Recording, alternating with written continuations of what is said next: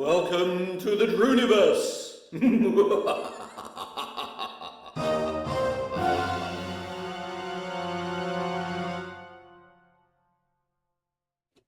And welcome on, welcome all to the officially unofficial Elite Dangerous live stream. It's good to be back. It's Wednesday. It's time for shenanigans and all the usual complete nonsense that we get up to on this stream. So yes, welcome on and welcome all. It's good to be back. It's good to be back. We are playing more space games, obviously, and tonight we play kind of the grandfather of all space games, Elite Dangerous, Elite. At least slightly dangerous, at least a lot of the time. So here we go. Right, let's before we do any of that, of course, we must do the thing, because the thing is the thing, and the thing must be done. So let me scroll right back to the top of the chat. Who is it? I think it might be Wintermute. What's going on? He's getting very keen. He's Wintermute. And there's a hype train thing in the way, which means I can't see who's in second place. So whoever that is, I apologise. Because I don't know what these hype things are. Okay, being the age I am, it's all internet malarkey.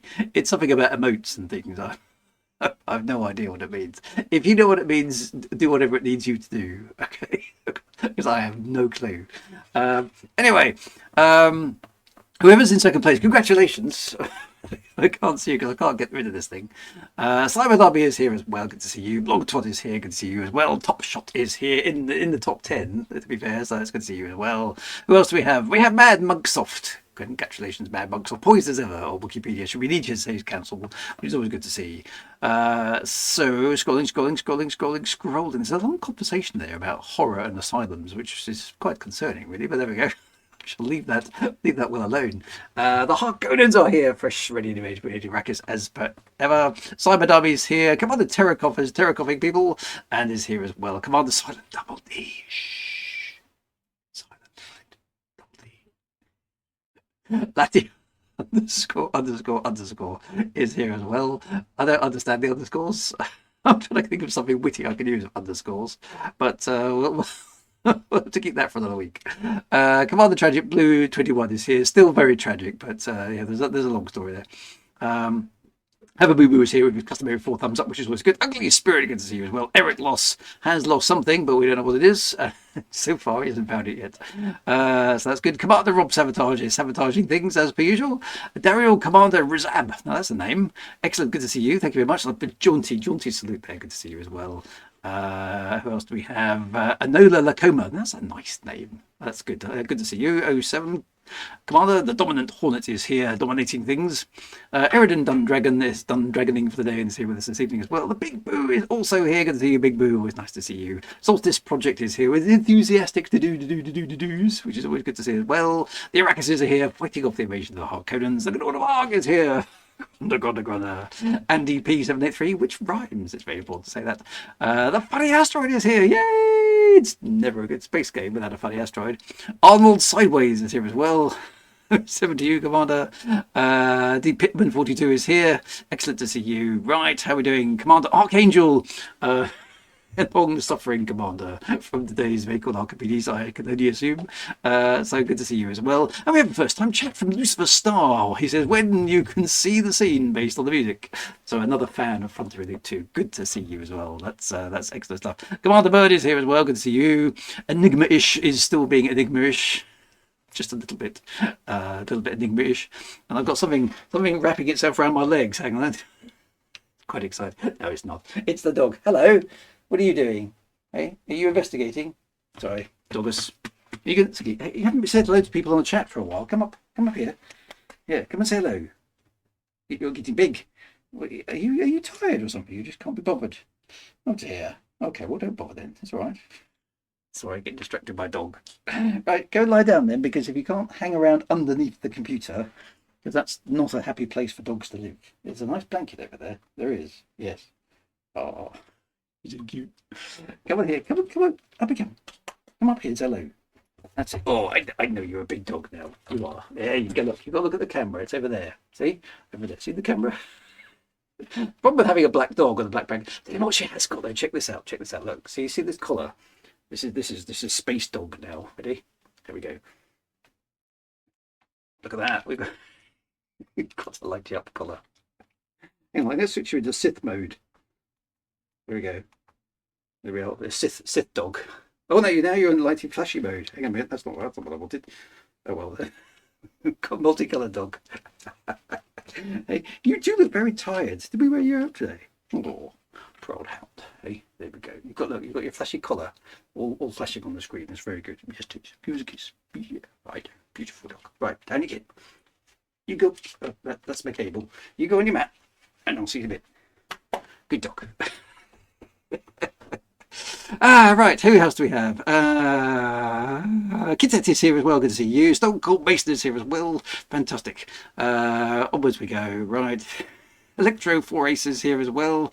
Yay! Apparently, I earned a hype chest. Ooh, what does that mean? Historius is here. 07 Commander. So Enola Lacoma, Enola equals alone. Lacoma's a friend that passed away and remembers. Oh, that's a nice idea. Oh, that's nice. I like that. Excellent. Hey, Ember. Everyone says hello to Ember. Luna Sky is here as well. Good to see you. Hello, Luna. Thank you very much for popping in. Dogs in space. Sausages. Don't say sausages. Stop. You never mention the S word in front of Ember. Hey, she's learnt that one. She's a big dog now. She is 24 kilos. She was only like about 10 when we first got her. So yes, we now have an RGB dog.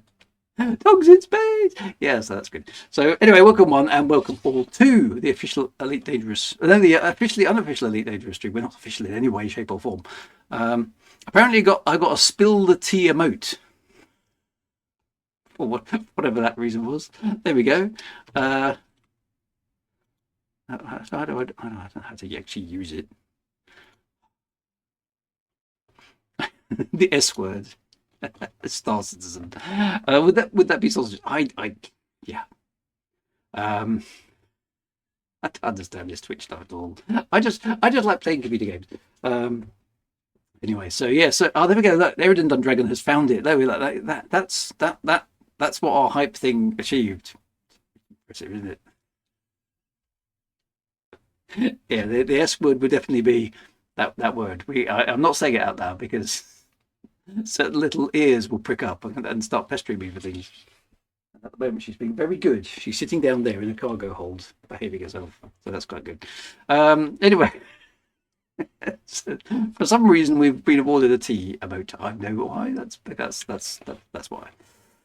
Right, well, we'll get on with the waffle then, because that's what we do. Right, here we go. Brace yourselves, my friends.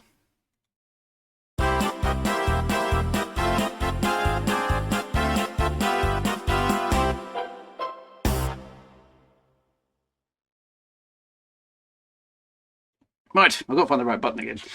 Yeah. Somebody else mentioned tea. Well, we got tea and waffles. Tea and waffles is all right. Waffles are good. We discussed waffles last week at some length, as I recall. So I think we've done waffles. We haven't done the waffle, but we've done waffles. Plural, as opposed to singular. Let's not start that again, because I didn't get a good answer to that actually. Why is waffling? What is that a description of wasting time and prevaricating? Whereas a waffle is clearly a thing that you eat. So that is an outstanding. I think I might ask ChatGPT that. That's the sort of thing that ChatGPT will probably answer quite effectively. So we'll work on that particular one. I'm having a whinge this week actually because there's roadworks and stuff. And in the great wisdom, the people around here have decided that. We've got two roads, right, that cross the nearest town to me, and one of them has been under repair for some time because something went wrong with the bridge, right? There's a river that goes through the town and out into the countryside here. I mean, I would have never put a river there in the middle of a town. I mean, that's a stupid place to put a river. Who would put a river in the middle of a town? Some people have told me, however, that the river was there first. So. Which I just think is extremely bad planning.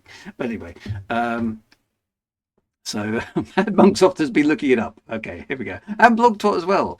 Drew, I missed something. Who did I miss? No. Did I miss Leslie Graham? Oh no, I'm sorry, Leslie Graham. That's very bad of me. That's inexcusable behaviour. So there we go. So yeah. So anyway. So hang on. The term waffling originates from the Scots verb waff. Does it? Meaning to wave or fluctuate, which aligns with the meandering and indecisive nature of the speech it describes. Okay. Oh, it is Scots. Oh, that's sort of spookily appropriate then, isn't it? The word waffle is used because for going off topic because it describes speaking in a vague, aimless, or indecisive way, similar to the spread of waffle batter, or the back and forth nature of Scots waff to wave. Another theory connects it to the honeycomb pattern of a waffle, symbolising an irregular or non-linear pattern of speech. Yeah. So, well, there we go. That's oddly appropriate, actually, which I think is quite concerning. Amiga Bart is here as well. Good to see you. So yeah, two main roads, both of which cross the same river, and the people who do road repairy things up here, which I can only assume is Moray, Murray. I must get this right. Murray Council. I want to say Moray because, of course, I'm English. Well, actually, I'm not English, but I've lived in England for a long time, and it looks like it's spelt Moray. And of course, there's an elite connection because there is a ship in the original called the Moray, which is based off the Moray eel, I assume. It's it's it's a subaquatic vehicle that hasn't yet appeared in Elite Dangerous, but that's a Moray. Whereas the county I live in is spelt Moray, but it's pronounced Murray for reasons that will never ever be explained. So there we go. So yeah, but they've got two roads, right, that cross the same river, and they both serve the same town. And they've decided in their wisdom that whilst one has got roadworks on it, and is apparently slightly damaged in some way that's taking an awfully long time to fix, that the other road, where the other bridge is also going to be taking out commission at the same time. So out of the two possible ways in and out of the town that are major trunk roads, both of them are blocked simultaneously. It's like it's not good retail. It's not good for the retailers in that particular town because there is another town just down the road, which is now, I assume, getting an awful lot more business than the local town that we usually go to because you can't actually physically get to it. It's like that wasn't well thought through. So we are now we have to now we can't get to our local towns. So we're now going to the next nearest town, which is a thing that you have to do up here when people close roads for no. I mean, there is a particularly good reason because apparently the bridges are falling down, so I don't really want to be driving across a bridge that's in imminent danger of collapse. So I understand the need to fix things when they're broken, but it's the scheduling of things, I think. Quite exciting, and the diversions are epic. I mean, the diversions really are epic. I mean, it's not just like use an alternative route. It's like go 30 miles out of your way through single track lanes with passing places up here. It's quite amusing. So can I get out of our? Yes, we're totally okay to get in and out of our house. That's not it. Yeah, the actual diversion is about 5 miles away from where we live, but because it's close to the town, not close to us. So we've got alternative routes to get to different things, but not to there. There's just no way. There's just no way for us to get there. That doesn't involve going down a country road. And of course, because everybody else is using that as a detour, there's always something coming the other way. So it'll be a bit of a nightmare. But I haven't been that way at all since they've done it. And apparently it's going to last all the way till Christmas. It's like, how long does it take to repair a bridge? A long time, apparently. This particular bridge is over a railway, so I can only assume it's potentially significantly dangerous in case bits of the bridge fall down whilst there's a train going through or a train bridging. So I understand that there's a health and safety aspect to it, but there we go. So yes, it's just one of those challenges that we have. On more positive notes, though, I'm hopefully getting some solar panels before too long. It's very exciting. We're in the planning stage at the moment, and I'm hoping to get supplementary power to Wega Towers here, and I've been immersed in kilowatt hours and charging rates and RCDs and cables and all sorts of new 3-letter acronyms that I've never come across before. So I'm reading data sheets and analysing feed-in tariffs and all sorts of stuff, which is keeping the nerdy geeky part of me Very, very happy indeed. So hopefully, before too long, we will be energy independent and water independent. So there won't be anything left for me not to be the end because my beautiful wife has been growing all sorts of things in the garden which we could eat. We've actually had a few days since the summer where we've actually been totally self-sufficient in food as well, which is like this is actually quite a good result. So come the apocalypse, I I'll last a few more days than everybody else. This is excellent news as far as I'm concerned. At least when the apocalypse comes, I'll have a few days to admire the passing of the world. Unless the nuke actually obviously drops on where I am. But I've got a decent chance of surviving for a bit longer than everybody else. I can watch the world collapse into oblivion. At least have a bit of time to down the rest of my whiskey before I think. Yeah, well, the house will be ready. Well, you see, I've got plans for that. Okay, so I'm setting up an archery range. So I'm going to be well prepped. So when anybody comes round to my house after the apocalypse and you don't know the password, then you're going to take an arrow to the knee.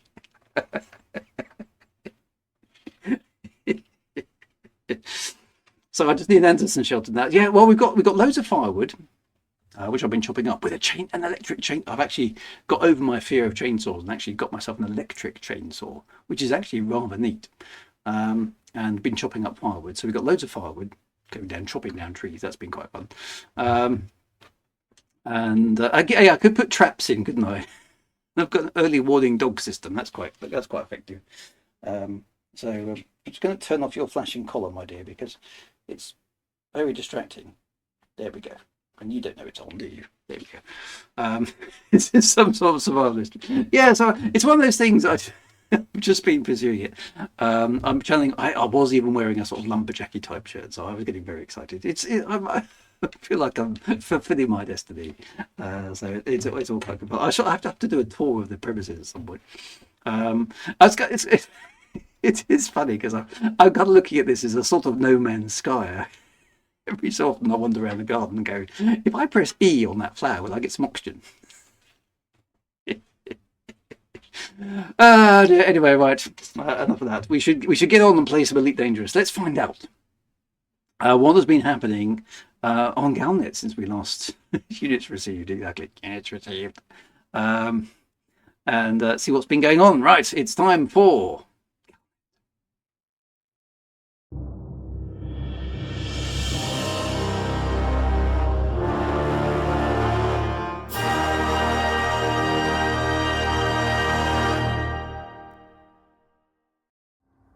Right, so what do we have? We have, right, let me go and interact with this amazing Galnet system that we have in here.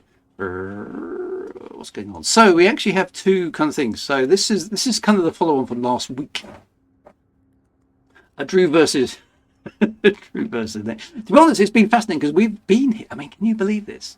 We looked at this house that we're in now about a year ago. In fact, in a couple of weeks' time, it'll be the year anniversary when we first came to look at it, and then 2 months after that, we'll have been here an entire year. I mean, so there's the thing. Yeah, so doesn't time fly? It's insane. But yeah, I've learned a lot about stuff, having coped with the winter and the spring and the summer and the autumn up here. There's definitely things I've had to learn, so it's good. It keeps the grey matter going. Right, so this is coming off from last week's little mystery tour, isn't it? Mystery of missing exobiology protege deepens. A recent hunt for maverick exobiology scientist Terry Tora has only deepened the mystery surrounding her disappearance. The search began after Professor Frank Radix issued an appeal to locate his missing colleague to every single pilot in the galaxy who was last reported pursuing something big for the science community. An encrypted trail of messages led search pilots across multiple systems, piecing together encrypted comms data in ASCII form with very, very low levels of encryption. Thousands participated, ultimately confirming Tora's final location at HIP 87621, a permit-locked system. That should be a semicolon, of course, but hey, we'll let them off. Speculation about the system is rife, as no third party or superpower has claimed ownership of the permit lock, leading to rumours about its true significance and why access has been restricted for so long. Well, that's interesting. Doesn't time fly when you have an electric chainsaw? It certainly focuses the mind, the electric chainsaw. Now this is interesting. This flies in the face of the law slightly, this bit, because speculation about the system is rife as no third party or superpower has claimed ownership of the permit lock. Permit locks are supposed to be owned by the Pilots Federation, right? They're the people who enforce it because they're the only people who have generic access to your ship. They have like a kind of oversight capability of all ships that use frameshift drive transit in the galaxy. So the permit locks are supposed to be enforced by the Pilots Federation, which is supposed to be independent of the superpowers and any other third parties. So that's interesting. That might just be FDev doesn't know their own law. It might be. So they've updated something. Who knows? Maybe the Men in Black have hijacked the permit lock system. Who knows? Professor Radix issued the following statement after the discovery of Tora's last known location.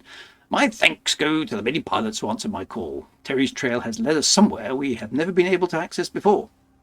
Why is access to the system restricted? Well, that's a very good question. Who operates the permit? Well, that should be the Pilots Federation. Okay. I can answer that question entirely accurately. And what discovery did Terry make beyond this? And what discovery did Terry make that beyond this cloak of secrecy? Galnet's typo checkers strike again. And what discovery did Terry make that beyond this cloak of secrecy? See, they never disappoint, do they? They never disappoint. That reminds me of what's it from Planet Battle of the Planets? Defending against alien attack from galaxies from beyond space. You are? Okay, so what discovery did Terry make that beyond this cloak of secrecy? That always feels Shakespearean, actually.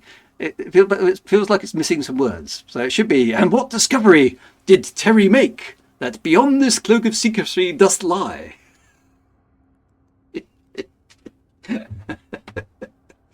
Dear. So, Terry discovered chocolate oranges will be smaller again this Christmas. That's outrageous. Must be suppressed. Permit lock that system. Dear. Yes, it could. Maybe it's slimy green frogs. Maybe it's blue furry felines. Maybe it's edible poets. Who knows what she's discovered? She might have discovered one of those things. Never mind. Right. A spokesperson for the October Consortium responded to calls regarding the presence of two of its megaships, stating that a routine survey expedition was occurring in the region. It denied knowing anything regarding Tora's current whereabouts. Okay, well, that's guilty as charged, basically, isn't it? As one mystery has been answered, more questions are raised, with ice casters. What's an ice caster? Where's that? Ice? Internal combustion engine? In-car entertainment? What does that mean? Ice casters? Small little wheels that you put on the bottom of your ship in cold weather conditions? What does that mean? Intrusion countermeasure. Yeah, come on. Okay, come on, guys. What's an ice in the context of Elite Dangerous? They've used the term before. Okay, so podcasted broadcasters, basically. Okay. Okay. Anyway, an opinion piece authors demanding to know what lies within HIP 87621 and where Terry Tora is now. Well, those are all good questions. So what's happened since Rackham funds exploration push after HIP 87621 discovery? The mystery surrounding the permit-locked HIP 8721 system continues, with claims of unusual planetary signatures detected by a long-range scan. Okay, so long-range scans have just been invented in the Elite Dangerous universe. Tom Maddox coined the term ICE. Okay, interesting. Many independent pilots have also reported that all colonization has been blocked within a 37 light-year radius, fueling speculation further. While authorities remain tight-lipped, multiple independent analysts claim that at least one world within the system is exhibiting anomalous exobiological readings. These findings, it's amazing what you can do remotely with long-range scanners. How do these long-range scanners work? They work very, very effectively indeed. These findings have prompted the galaxy's wealthiest citizen, Zachary Rackham, to offer a lucrative incentive for explorers willing to examine the puzzle via cross-reference. Okay, this is an exploration CG or something, is it? Rackham, speaking from his villa on Lake Rackham, where he has a distinct lack of imagination, on his homeland, said, "Whatever's in HIP 8721 is strange enough to have the boffins scratching their heads. Therefore, I propose scouring every corner of the galaxy for similar planets." Because that will help. We're looking for something very, very specific here. So why don't you all set up across the galaxy and see if you can find lots of other examples of things that are very, very specific. With enough data, maybe our top scientists will be able to confirm that these anomalous readings are indeed unique to this mysteriously locked system. Or we could just jump in there somehow. So it's for some reason we don't have a long range scanner, but other people do, which is kind of a bit frustrating, really. Of course, I will be funding this initiative personally. No expense spared for our brave heroes in the science and research fields. Independent pilots are being asked to locate and conduct full scans of rocky and high metal content worlds. The same classification of those of interest within the system. Okay, so that's interesting. So does this mean, okay, so rocky and high metal content worlds. Well, those are worlds we can already land on, aren't they? So can we land? Yeah, we can land on high metal content worlds. So the same classification. Okay, the resulting data will be collated and analysed by scientific experts, sponsored by Rackham Capital Investments, with results expected to be shared publicly at a later date. Okay, well that all makes sense. So it's a CG. So yeah, I mean maybe there's a new type of life form going on, and it sounds like maybe we've got a new exobiology scanner and a new exobiology game loop coming up, which would be cool. Should be cool. We like that. That's good. So so Galnet doesn't disappoint with another batch of missing proof. Oh, I've got dog attack. Hello. Do you need to pop outside? Is this? Hey, do you? Hey. Is it outside? Is it outside time? Do you need an outside moment? I think we might need an outside moment. Hang on. If you get off the desk, yeah, because you haven't really understood the concept of streaming, really, have you? No. Right, don't forget. I'll give you an outside moment. Okay, don't forget, my lovely. Right. I will be back, my friends. Stop saying that word. Be within a mo.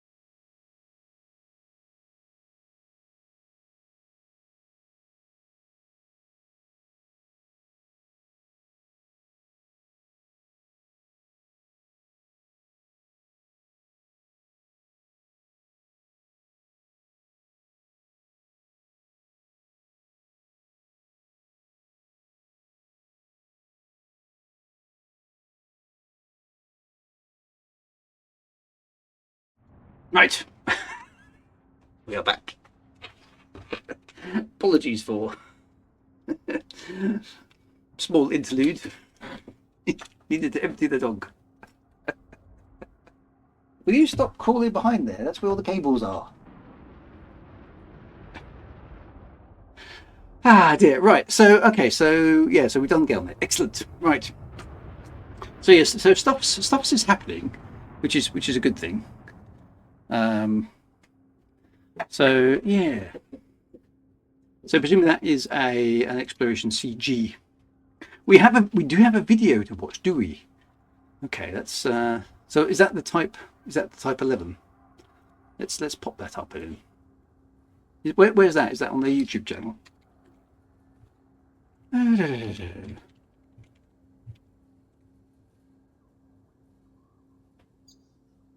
Let's have a look. What we got? All right, the Type 11 Prospector in-game first look. Okay, well let's go and have a look at that then. Why not? Let's watch the video. Says Bogtworth and pull it to pieces. We never do that. What are you saying? Right. Okay. So here we go. Right. The Elite. Oh, this is the ship with the Commander. This is the ship with the funny offset cockpit, which I actually quite like the look of. Okay, so who's this guy? Okay, they seem to be bringing on a bunch of new people, which is fine. Who's this? My name's Phil, and I'm from the Frontier. His name's Phil. Hello, Phil. Right. Okay. He's been with FD team. Today we're going to talk about and get a first look at the Type 11 Prospector. I like the fact they've got somebody older on the team, though. I mean, this is for those of us of a certain age, which is basically pretty much everybody on this stream. It's encouraging. He's only just joined the FDev team, so maybe he played the original Elite. Maybe he was actually born when the original Elite was out.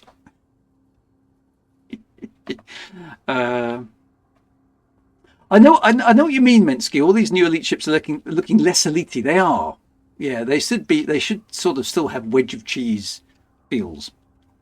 They're just pulling people from their desks to do the interviews. Spectre in game. Anyway, let's find out. How we do that, I've got a very special guest. It's Curtis. Thank you very much for having me, Phil. So, first things first. What is with people wearing shorts at work? I mean, presumably this was in the summer. But do they not have aircon in their offices?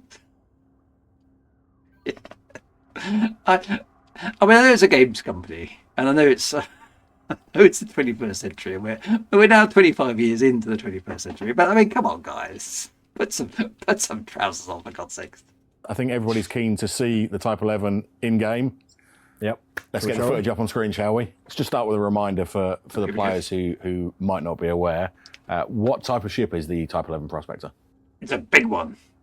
So this will be our first dedicated mining ship. Yes, that's right. A mining ship. Okay. Wintermute says it's a lack of professionalism. I tend to agree. Hastily pulls on trousers.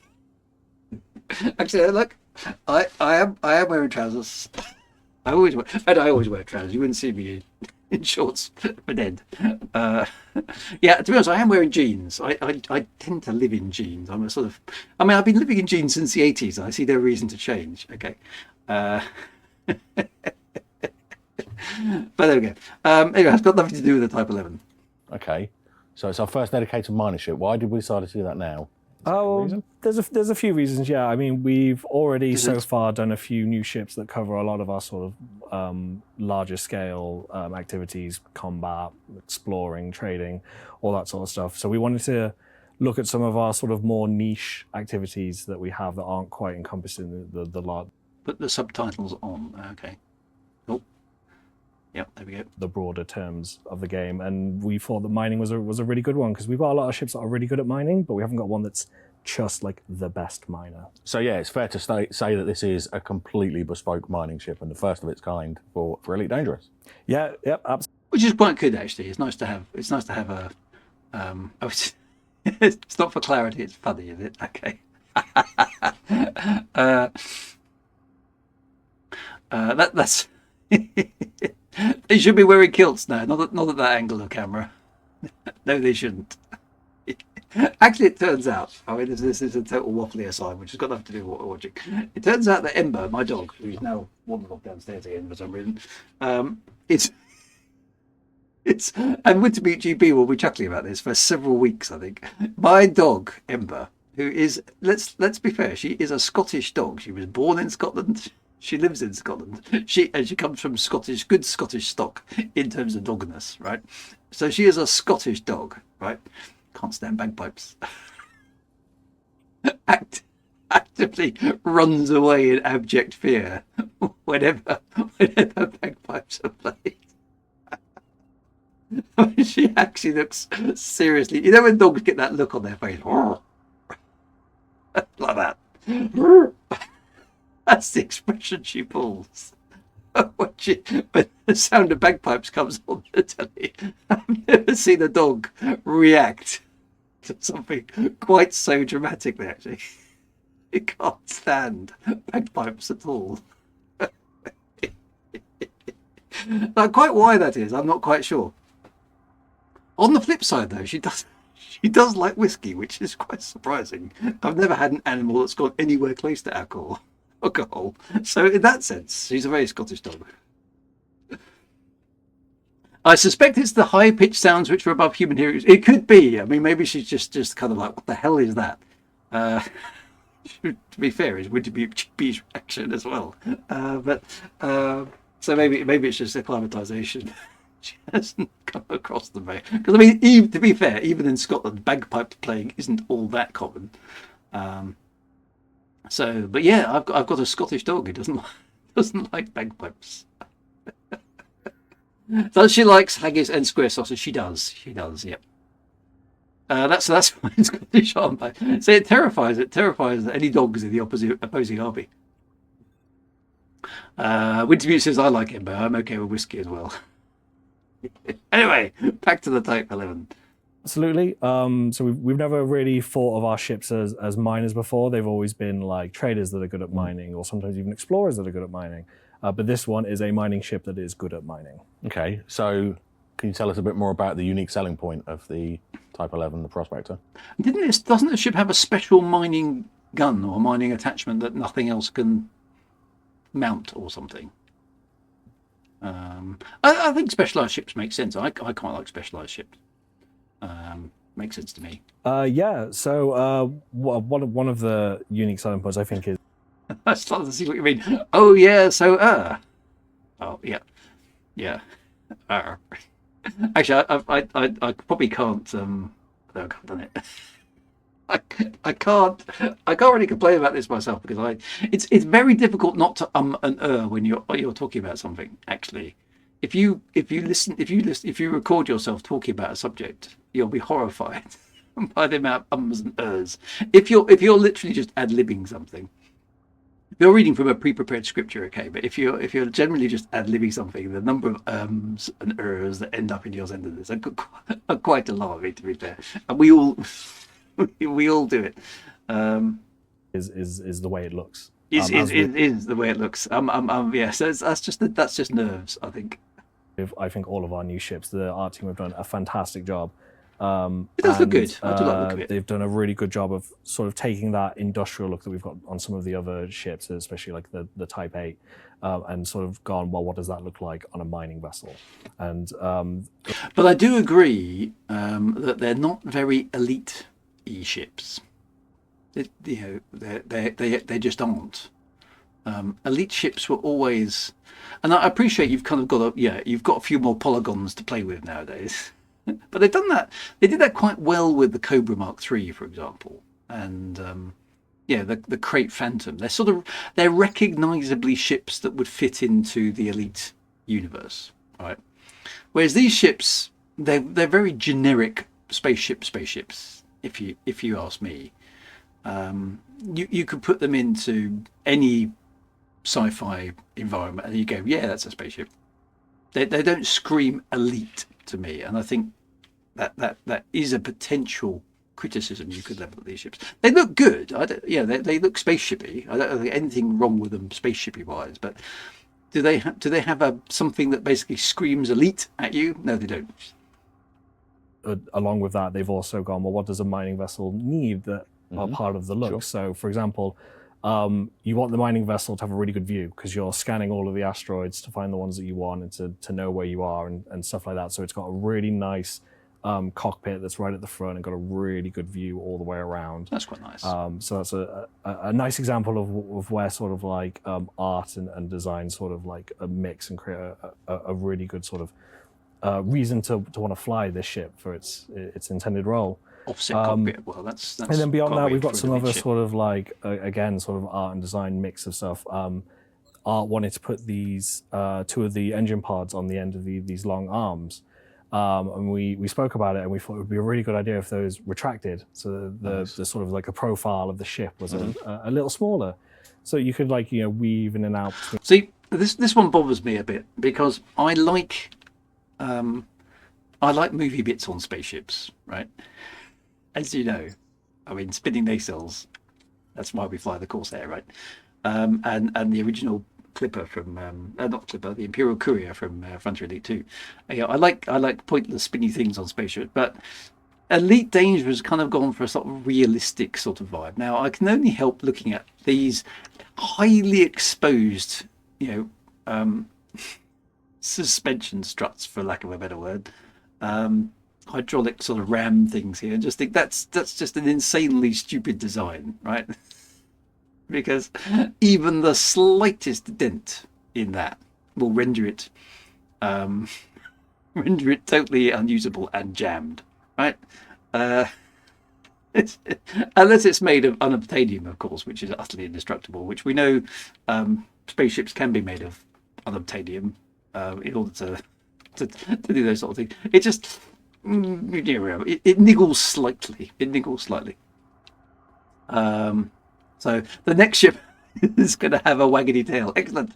We need waggedy tails on spaceships again. I mean, it's a thing. It's in the law. You can't argue. It's amazed to be used helicopters. First time chat from Berry41. For every sort of like, he says, I'm going to top 1% beluga liner. That's a bit harsh.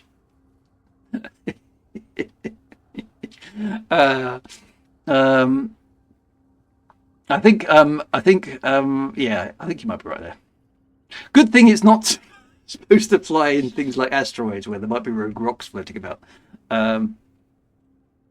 You see, I do like moving parts because it's quite fun, isn't it? The asteroids. Yeah, it's kind of. And also when you're core mining, you want to be able to get in amongst the broken up chunks. Sure. So having that smaller profile really helps there. So whenever you either have the landing gear deployed for landing on a pad, or when you open the cargo hatch, when you're scooping up all those mining goodies, the pods will retract inwards. Which so I suppose that's sort of a makes really sense. cool little feature that we've sort got. of makes sense. And then sort of the more sort of like more sort of like hands-on practical features for the ship that we've got is it's got two new Mark II modules that will be sort of specific to the ship at least for now. Mark II. And one of them is an internal. It's a size 5 drone controller for mining ships. Okay. So we don't have a bit size more 5 drone mining management. controller. Nice. So that's one of them, and it's got basically covers almost all of the limpet needs you would need for the ship, which saves all of Interesting. it saves all. I love the way that the closed captions can't figure out limpet, so it just says limp it. Oh, talking about retractable wing mirrors. I mean, this is like another complete aside. Because I'm sort of planning ahead for my next car. I'm going to keep my poor old Audi diesel going for another 3 or 4 years. I'm given it's now came up for 17 years. It should manage it. But then I'm kind of thinking once I'll have had the solar panels and all that kind of good malarkey in by that point. So it would make sense at that point to start thinking about an electric car. And I don't want an SUV. I want another estate car. Basically, I want my current car but electric. That would be perfect, but that's not possible. But Audi do an electric A6 Avant, which is effectively the big brother of the car I've got now. And but one of the stupid things it's got on it is not actually having any wing mirrors. It's got TV cameras instead of the wing mirrors. Like, what are you doing? Wing mirrors just work. You can't. They're nice and simple, and they're cheap, and they work. There's nothing wrong with wing mirrors, right? But no, some engineer somewhere goes, I know, we can shave off the tiniest bit of air resistance by replacing the wing mirrors with sticky out cameras and putting LCD screens in the car to act as the mirrors. Totally unaware, it would seem, that you can't get depth of field from a flat LCD screen. So you can't judge distances very effectively using these rear view cameras. Stupid technology answers for no good reason, if you ask me. But anyway, there we go. Nothing to do with the Type 11 either. There's a lot of other optional internal space for the ship for other things that you need for mining. And then the big one is literally because it's a large it's a large mining tool. It's a large arm. So we've created a new mining tool that goes in a large hardpoint slot. There we go. This thing specific to this ship's large hardpoint slot. And it basically acts as the same sort of gameplay as the mining lasers, where it pulls fragments out of the asteroid, but it does it instead of as a continuous laser. It's got distinct energy projectiles that sort of target the. Looks like it's generating quite a lot of vibration as well. I wouldn't want to be on board the ship while that thing was being fired. There are quite a few ums. I'll give them that. In the asteroid and pull them out. And because it's these energy projectiles, it can also do abrasion mining as well. So you don't necessarily need to bring an abrasion blaster with you as well. So it saves you another slot on the ship. Oh, that's quite cool. Yeah, that sounds like that's a really handy feature. It's purple slugs from Monday's stream. Excellent. So tell me about the hard points on the ship. How many hard points does it have? That's the question we get asked all the time. Everyone wants to know about the hard points. Yep, as you should. So technically, this ship has 8 hard points. However, those are split between the sort of regular hard points that everyone's used to. We've got 4 of them, 1 medium and 3 small. So you can put whatever you want on them: mining tools, lasers, torpedoes if you fancy it. Yep. And then we have 4 more ones. We've got our large, a small, and 2 mediums, and those are just for mining tools. So the ship is specifically designed for doing mining, so it's got these slots that are specifically placed and designed to only have mining tools on them. And then it's still got a few more hard points left over where you could put defensive weapons if you didn't want to go like full in on all of the mining tools, for example. Sure. Okay. Makes sense. Yeah, that sounds really interesting. So what about the optional internals on the ship? What can you tell me about those? So for the optional internals on the ship, we have got 12 total. 2 of which are special slots designed for specific modules. So we've got 2 size 1, 1 size 2, 1 size 3, 1 size 4, 4 size 5, It should be a diagram. 3 size 6, and 2 of those size 5s. Yes, I know. How are you supposed to remember all that? Why isn't there a diagram? Sounds like a lot. But 2 of those size 5s are restricted. So one of them is for a fighter bay, because the ship has a fighter bay. Because it's lacking a little bit in terms of like hard points. We wanted to give it that little bit extra that you could take. Yep. And we didn't want you to feel like you were choosing between a hangar bay. A PowerPoint? I'll have one of those. Where do I get a PowerPoint from? Okay, so Big Boo says, don't worry, Galnet News Digest and the Burpit did it properly. Excellent. Okay, well, that's good news. To have a fighter for more defense and another module. So Sure. This one is built in specifically to only house the fighter bay. And then the second one is for the module I mentioned before, the size 5 mining drone controller. But it can also fit any other drone controllers you want on it as well. So, you know, if for some reason you didn't want that one, you could pick another one if you want to. Yep, no, that's good to know. And in case you were wondering why we've got notes, that's exactly why we've got notes, because there's an awful lot to go through on There's this. a lot of Because we're numbers. not reading from them, that's for sure. So tell me more about core internals. Is there anything special about them that makes them good specifically for mining? Yeah, so I'll go through them first. So Sure. we've got a size 6 power plant, size 5 thrusters, 5 FSD, 3 life support, 7 power distributor, size 3 sensors, and big. size 5 fuel tank. So for mining, you do tend to require a fair bit of power for mining. Mining tools require a bit, multiple drone controllers, refineries, all that sort of stuff. So a size 6 sort of covers all those bases and lets you have them at a high level, even when you've got some engineering on them and stuff as well. And then the Psi 7 power distributor, anyone who's done mining knows that like mining lasers, they chug a fair bit of that distributor. So we've given that quite Chug. Is that quite a large term? one. Is that what we so say? that it can handle like tools going off at the same time, and also for sort of sustained runs at an asteroid. We've established that the ship is fantastic for mining. A dedicated mining ship is fantastic for mining. Somebody somewhere's done their job properly.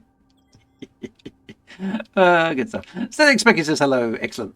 First time chat from Jongo996 as well. 07 Commander. Good to see you. Welcome aboard. It's like chugging a power pint. I see what you did there. So did Wintermute. How would it fare if it needed to defend itself while you were out mining? As we said, it's got 4 hard points and a fighter bay. So it's got a reasonable A fighter bay, you mean? Yep. It's got roughly 2 hard points less than certain ships, like the Asp Explorer and even the Type 8. Okay. But sort of makes up for that by having the fighter that can sort of like go around and harass enemies, sure. even while you're trying to escape. So and harass enemies. it's got that going for it. Obviously, with that loadout, it's never going to compete with like the FDL or the Mamba. Though I do fully expect someone to kill a Hydra with it on the first day, because that always happens. But yeah, for most of us, it's going to be sort of like okay in combat, but I don't expect it to be your sort of mainline fighter. No, that's fair enough. I know you mentioned about you fully expecting a player to. Well, actually, it's rounding up for certain values of 2, Wintermute. 2 is not always 2. I mean, that's. Everyone's entitled to their opinion on how maths works, okay? that's how things work today. You may think that 2 + 2 = 4, but I disagree personally. I've got entirely different opinions on how maths should work. But apparently, according to people on social media, I'm entitled to my opinion, even though it's wrong. Exactly, good on Evolve. 2 + 2 = 5 for sufficiently large values of 2. To kill a Hydra on day one with one of these ships. Any other extreme use cases that you can think of that players are going to? Somebody will take it to Beagle Point, obviously. I'm not sure about extreme, but as we mentioned, it's got a really great view from the cockpit, and it's actually got, when you take into account all the stats, it's actually got a pretty decent jump range on it. So it's going to be. When you couple that with the fact that for a medium ship, it's got a fairly small footprint for landing on planets. I could see people taking this out exploring. Those that prefer sort of a more rustic, a sort of more rugged look to their ships. I could see this being a decent explorer for those people. And while its cargo capacity isn't quite that of the Type 8 or Corsair, it's still got nearly 300 cargo capacity when you just put cargo racks in it. So it makes a decent trader as well. Yeah. Cargo wax. We've covered off everything. Just did you see that? Cargo wax. Does that allow you to get a little bit more into the cargo bay if you wax the cargo bay? The cargo bay wax. Slide in a few extra cylinders. Yeah, it's normal hull capacity is 300, but I've put in cargo bay wax, so now I can get 310. Oh, that's nice. Yeah. Yeah, I think that's everything. I don't think we've missed anything else off. There's nothing else too important that players have asked for that they'd really like to know about this. No, I can't think of anything. Certainly not a release date or anything like that. Anything you can share with us? So ship kits, colours, paint jobs. Nothing at all. Okay, fair enough. I don't think they'd care about that. But just in case they do, any players that are interested in this ship, it will be available for ARC's early access on the 23rd of September. So that's the 23rd. Oh, that's not long. So okay. Well, yeah, ARCs again. We've had that discussion. 23rd of September. Yep. ARC's early access. Yep. Great news. Excellent. Thank you so much for joining me today, Curtis. Thank you for having me. It's been very insightful. There's lots of information in there that I'm sure our players are super keen to finally hear about. I can't wait to get my hands on it myself and give it a try and get out there and earn some credits. Yep, same. Thank you very much. Bum, bum, bum. Oh, there we go. So yeah, so they're back to their normal super slick professional routine, aren't they?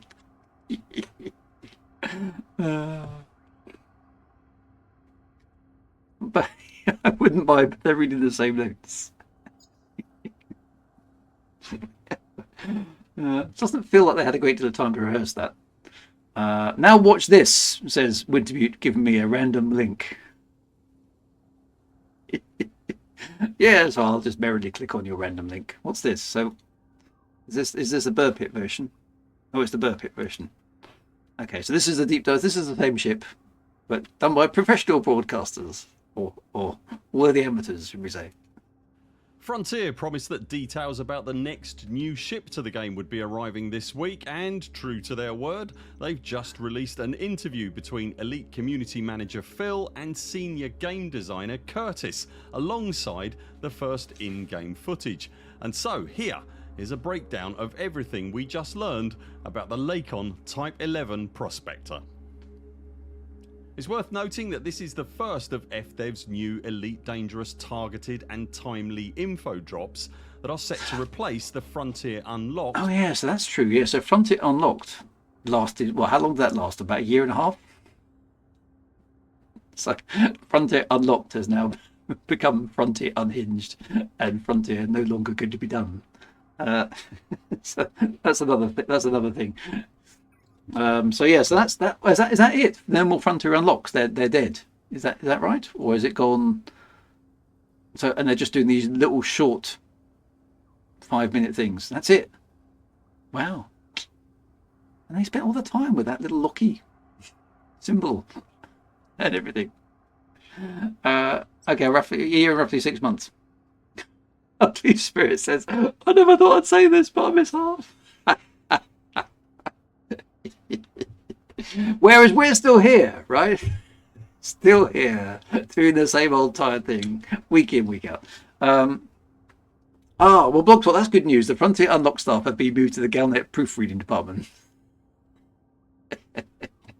F off. Monthly live stream that's been a regular calendar date for the last couple of years. Straight out of the gate then, let's talk functionality. Frontier had stated previously that the Type 11 was a mining vessel, and its rugged Lakon aesthetic really So that's another good point. So are they doing little drops for the other games like Planet Coaster and Dinosaur Park or whatever it's called? So are there separate little commercial breaks? They are doing little things for different games. Okay. They announced FU's fate about 5 hours before it was due to be broadcast. We've cancelled everything, but we haven't told the people watching. They were very excited to tell us that they exited. Excellent. They usually are very excited, to be fair. leans into that, but it's not until you drill into the internal specifications, which we'll do in just a second, that you really appreciate exactly what FDev are aiming at here.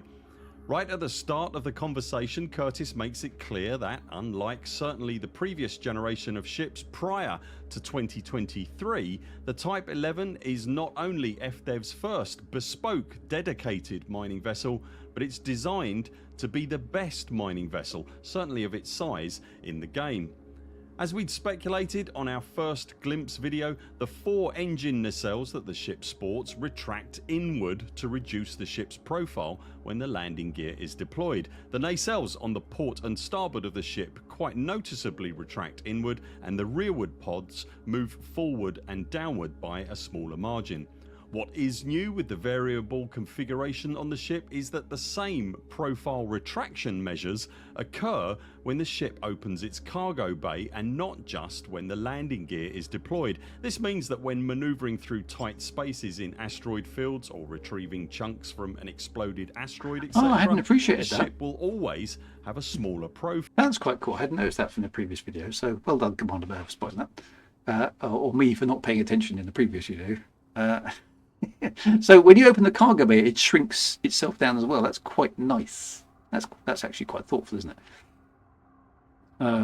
So Expector says, okay, so the suit who thought canon of F Frontier Unlocked was very bright in PR moves now to gains momentum as they executed their PR.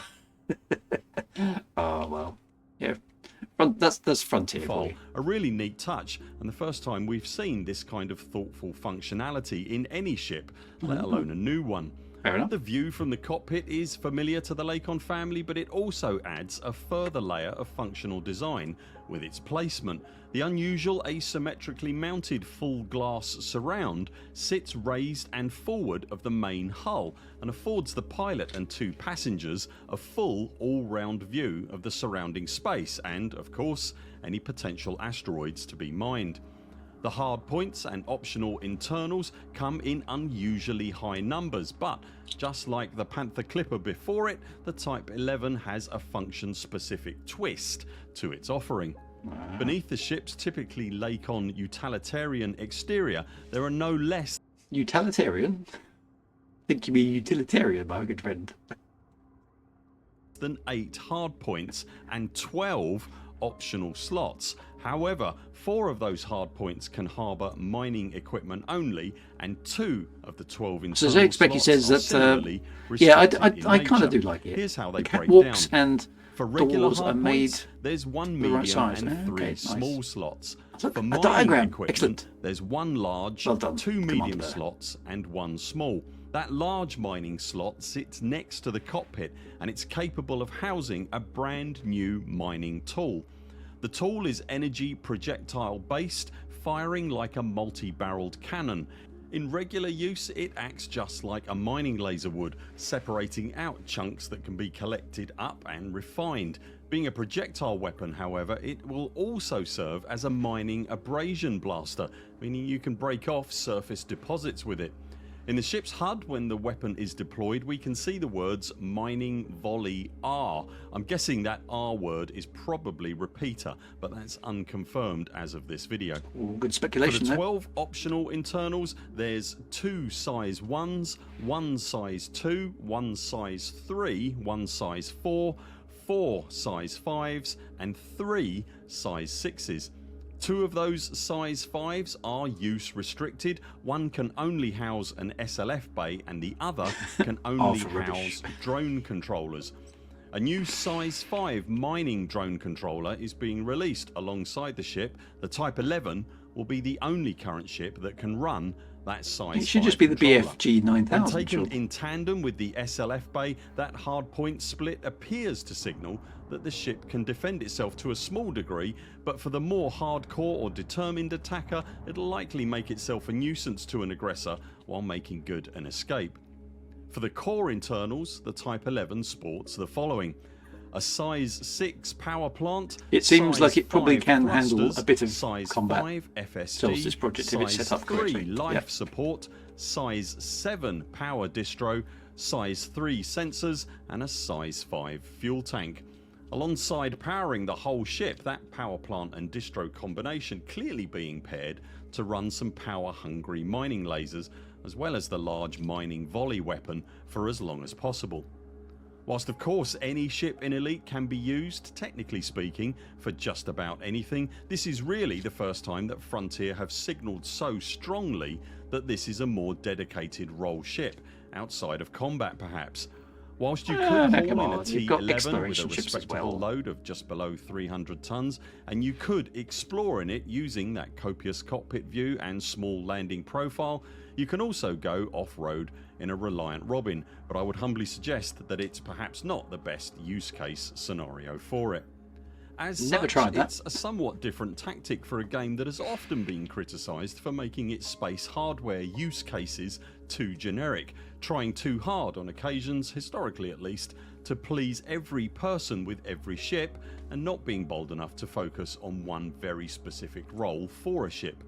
There are already a lot of very good medium class mining vessels in the game, so I'm really curious personally to get a better handle on the Type 11 to understand exactly what kind of swift work that new mining hardware can make of a rock and how quickly that new Class 5 drone controller can scoop everything up.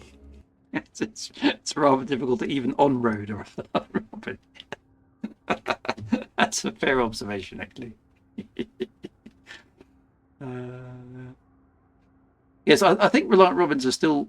I mean, you don't see them about there because they're so old now. They don't think they make them anymore. But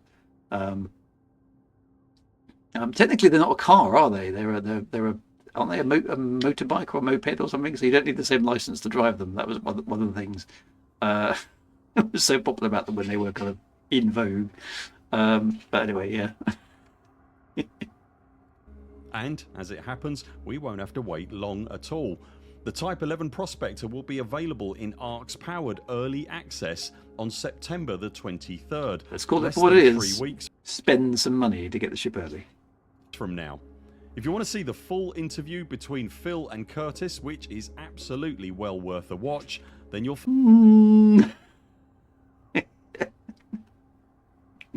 So this is why I like being an independent. It's like, don't be part of the frontier, whatever it's called, the frontier thingamajig, whatever it is. I'm not a member of it, and I shan't be a member of it so I can basically say things like, no, it's not.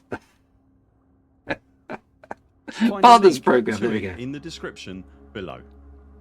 What do you think of the T11's new mining tool? What are your thoughts on the ship? I think it's purple, and it's pumping out slugs. That's what I think. Overall, now that you've seen more about it, and will you be picking one up in early access? Let No. us know in the comments below. But I will be picking one up when it comes out. Can mining lasers damage ships? I don't even know. Does it? I mean, are they very mildly effective against ships? All mining lasers have purple beams. Okay. So anyway, there we go. Well, that was good. I'm glad that that the community came to the rescue of Frontier once again. It seems to be a lot in life, doesn't it? It's not a lot, but it's a lot. There we go. So I think the community has always done things better than Frontier, other than maybe actually writing the game in the first place. So the FDev effort was not well received. Okay, has it had a bit of a roasting on the online socials and stuff? Is it? Excellent. So yeah, the problem is if you're going to sit in front of a camera, or and on behalf of an organisation, I do feel. I mean, old-fashioned as Winterbutte GB and I both are.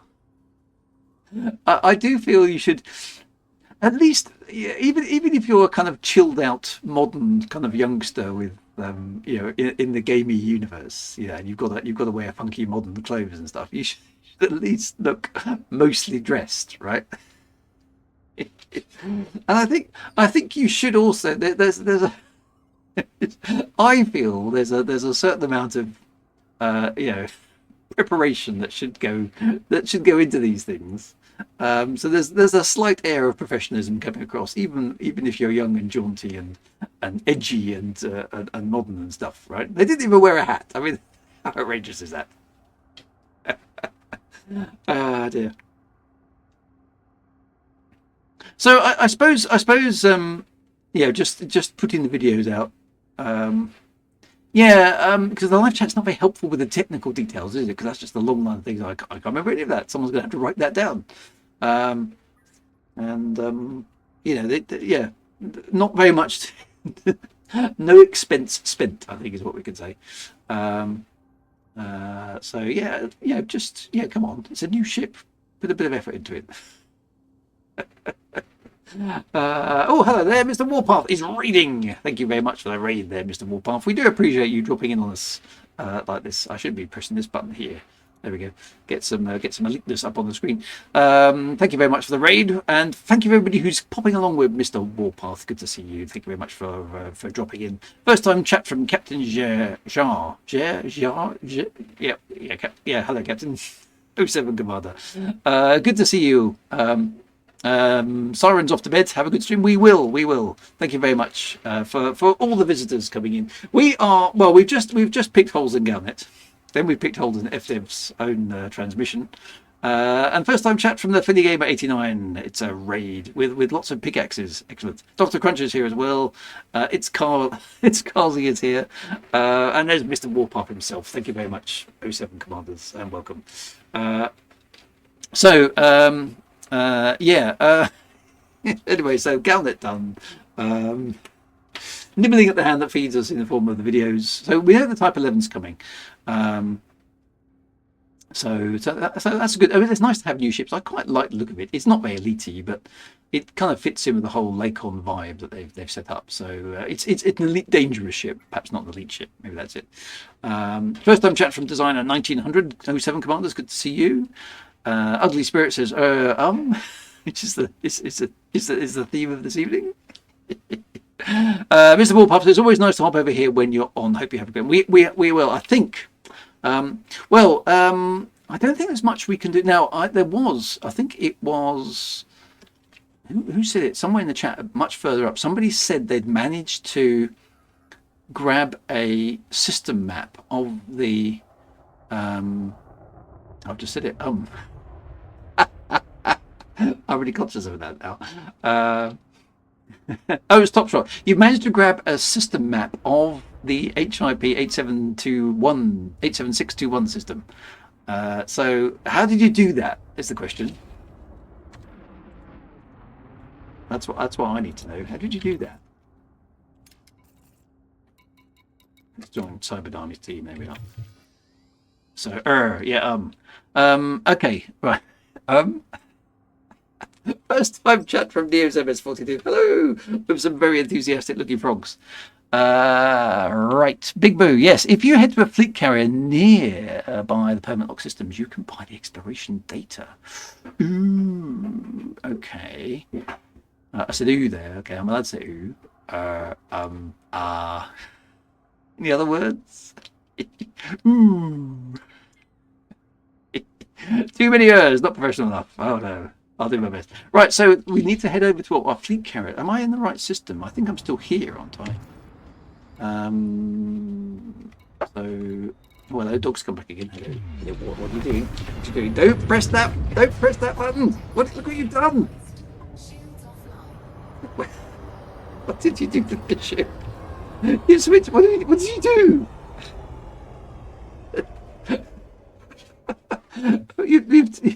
You busted the shields. What did you do?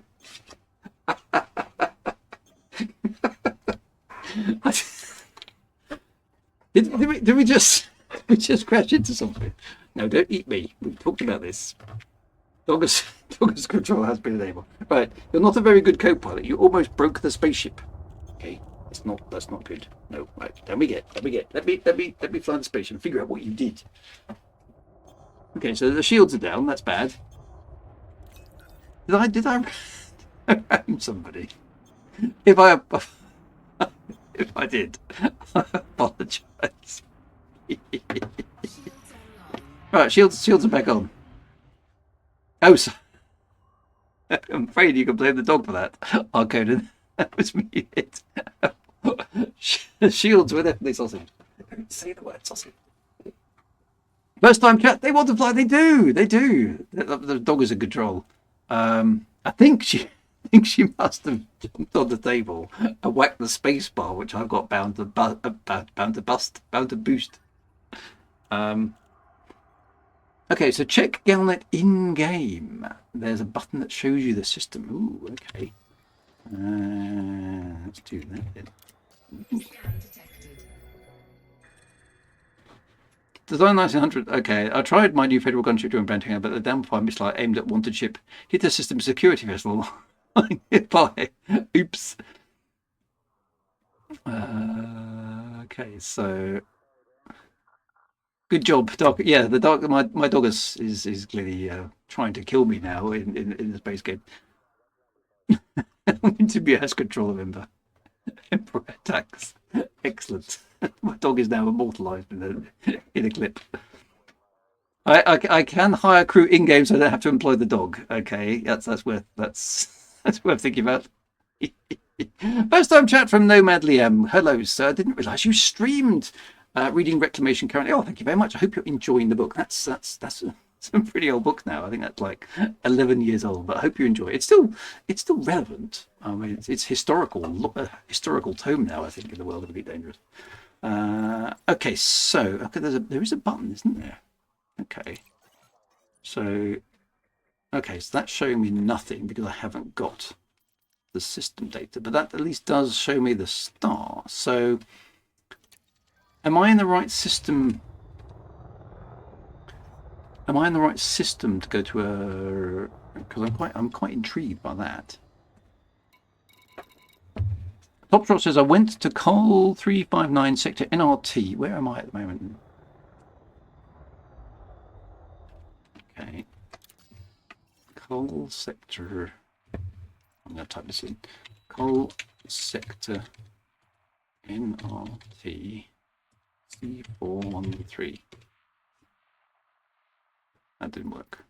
Why didn't that work? Oh, 359. Still no results found. Oh, now I'll put that 359 in the wrong place. Yay, there it is. Okay, so let's pop across there then. And we'll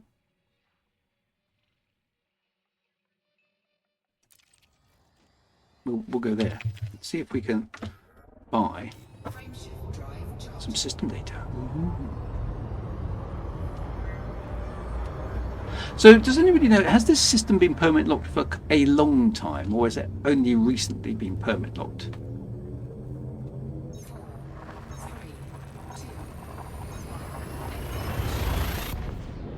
Designer 1900, wait, hold up. You're the writer from the Elite Dangerous books I heard about. Yes, alas, that's me. Welcome, hello. I did. I've written 2 Elite Dangerous books. It was a long time ago now. So if yeah, well, it's me. Hello, Drew Ager, author of 2 Elite Dangerous books. Right, so we want one of these fleet carriers. There's 15 fleet carriers here. And you found one called Raxler Hunter. That sounds like a good place to start, doesn't it? So these fleet carriers have become a bit of a plague, haven't they? The Galactica, I like that. That's nice.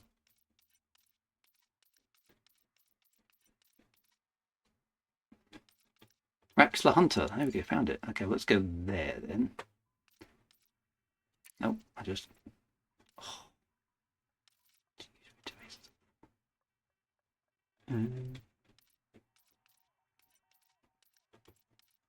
I've lost it again now.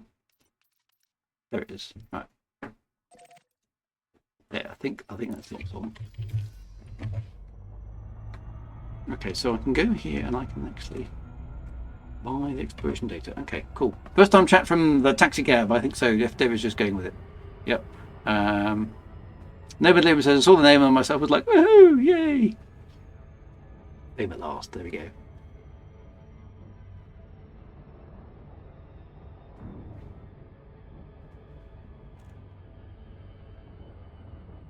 Okay, so you need to find a carrier that allows you to land and has exploration service turned on. Okay, that makes sense. Well, Raxler Hunter sounds like a good place, doesn't it?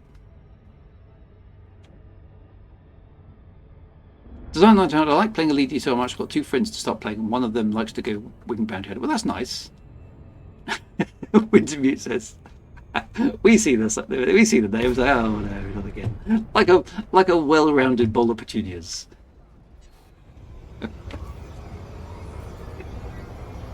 Yeah, love me really, Wintermute, but you do. Our carrier respects careful pilots. What's your speed at there? Clearance granted. Move directly to your landing pad.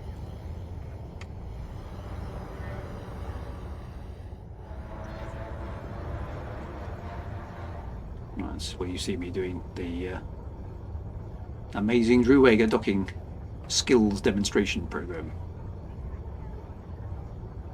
There is landing pad 12 anyway. Is that it?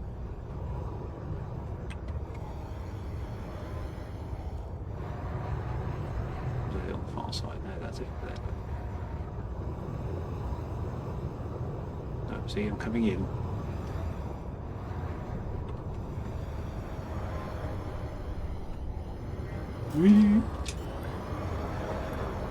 Bit too hot. Reverse. That was pretty darn smooth, wasn't it? Refuel, repair. Yes, it's one of my usual landings. Right, so It was a fantastic landing. Hey, any landing you can walk away from is a good landing. Right, presumably. So what can I? How do I do this then? How do I buy?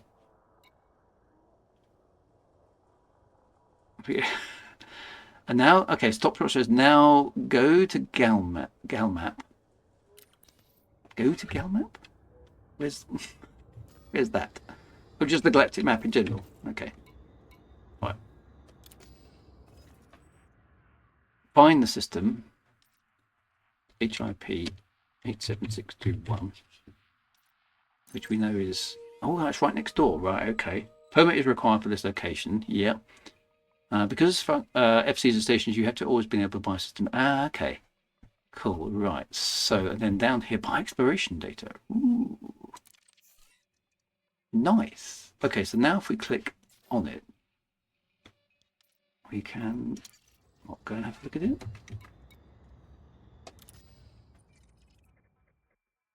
Oh, that's where we are.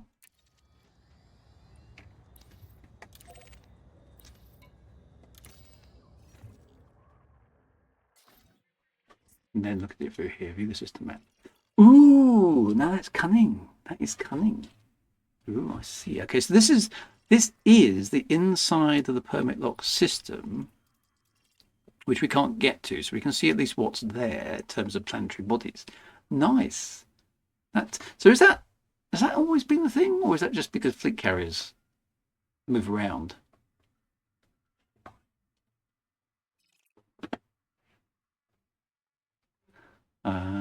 Okay, so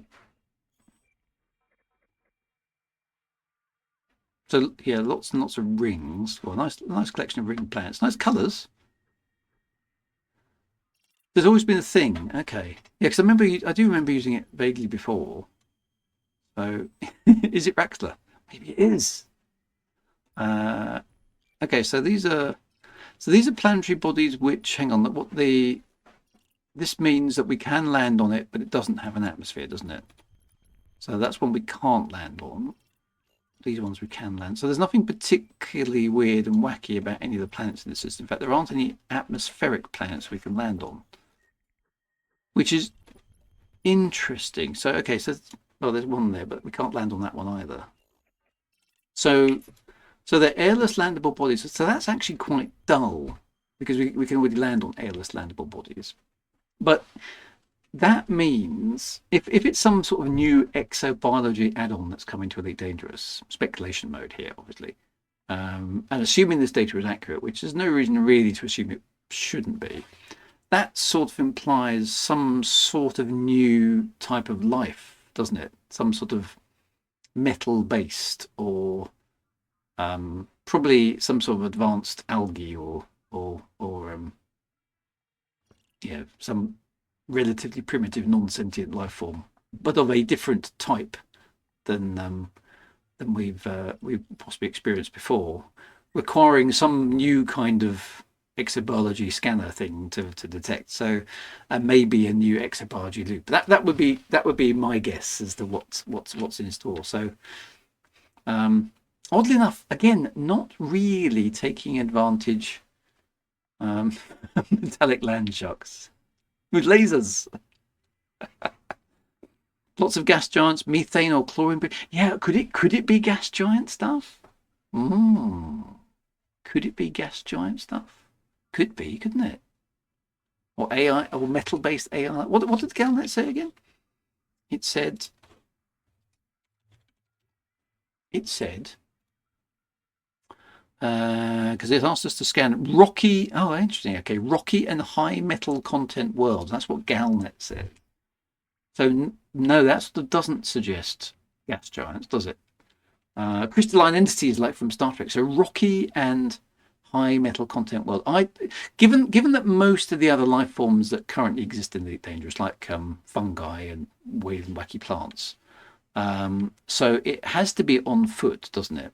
But it's applying. I think it's implying either a new set of species, or it's some other life that takes a different type of tool to detect. Maybe or subterranean life. That's a good thing. But that would require, wouldn't that? Oh, maybe unless you have to drill. Maybe it's the MP4 mining machine. You'd have to drill. Maybe you have to drill something into the ground and mine underneath the surface for stuff. Fossils, maybe. Yeah, they're all good guesses. So sentient paper clips. Drilling asteroids for things. Things living in asteroids. I don't know. It's some sort of new exobiology loop, but it does that implies on foot, doesn't it? Could be trumbles. Yeah, it could be trumbles. Maybe they've been. Yeah, the problem with caving, I'd love to do that. Yeah, sort of No Man's Sky style. That would be quite good. But wouldn't that require a massive rethink of the ground terrain mapping? Because the Elite Dangerous ground terrain system can't do overhangs, can it? Or anything along those lines. It can't do overhangs and caves, unfortunately. It's just not possible. Because despite David Braben saying it would be really disappointing if all we had on the surface was a textured bump map. All we've ended up with on the surface of an Elite Dangerous planet is as a textured bump map. Argosaurs, its interiors, planet interiors, frozen life forms of the rings, space manta rays, space whales, space sharks with lasers. Dear. I don't think they can easily add new plants to existing landable planets because they would have to re-roll the whole galaxy. That's a good point. Okay, so either new planets will be opened or it's connected with a T11 and new life forms will be in rings. Could be. I mean, like you say, it could be connected to the new ships, couldn't it? Space sharks riding motorbikes. Okay, so caves could happen, says Haunted Loaf, but you'd need to have to cover the entrance and have some sort of transition. Yeah, so maybe that's true. Yeah, I don't know. Anyway, it's interesting, isn't it? To speculate on what might be. I like. Well, this is sort of a long range scanner, isn't it? We sort of got away with a long range scanner from Galnet by doing this little sneaky buying system information data. So anyway, so that's the inside of the HIP 87621 system, and somewhere in there is whatever Terry Tora discovered.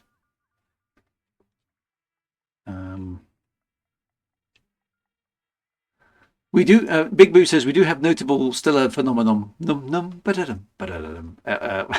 Maybe new notable stellar phenomena. So the exobyte, maybe, yeah. The new mining tool does look a little bit like the Artemis suit. So yeah, that's true as well. I think you're right, Haunted Loaf. I think thinking for caves is very unlikely, but it could be something to do with a metallic-rich planet. I think that's quite possible. Space whales would be good. We sort of do have some space-going life forms, don't we? Worms living in asteroids, yes. I always wondered about that worm in Empire Strikes Back. I mean, it's quite cool having a worm living in an asteroid that you fly down inside and blah, blah, blah, blah, blah. What do those things eat, right? After they get that big. High metal content, but not metal rich. Yeah, okay. Yeah, pretty lonely life that poor worm must have. Rock hermits. You shoot them, sidewinders come out of them. Yeah, that could be interesting as well. Okay, well that is interesting. Pretty shocked on space on the comps. Doesn't the Galnet article say one of the planets is special? Let's go back to Galnet. Let's get this all right. Actually, hang on, I've got a button for Galnet. Here we go. So what does it say? It says, come on.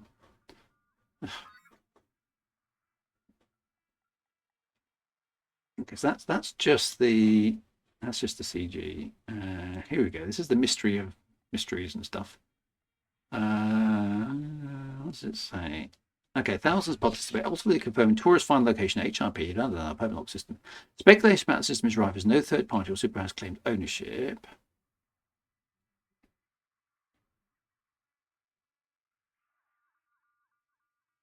I don't think it says anything about the thing being special there, does it?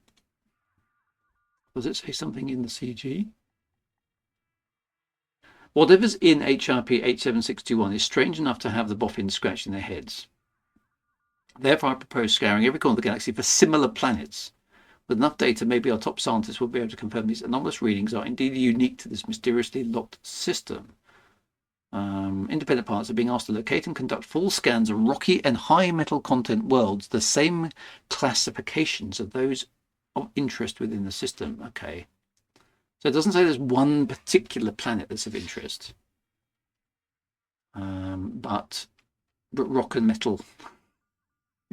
Rocky and high metal content. I like where you're going there, Blog Tot. What we need is rock and heavy metal planets.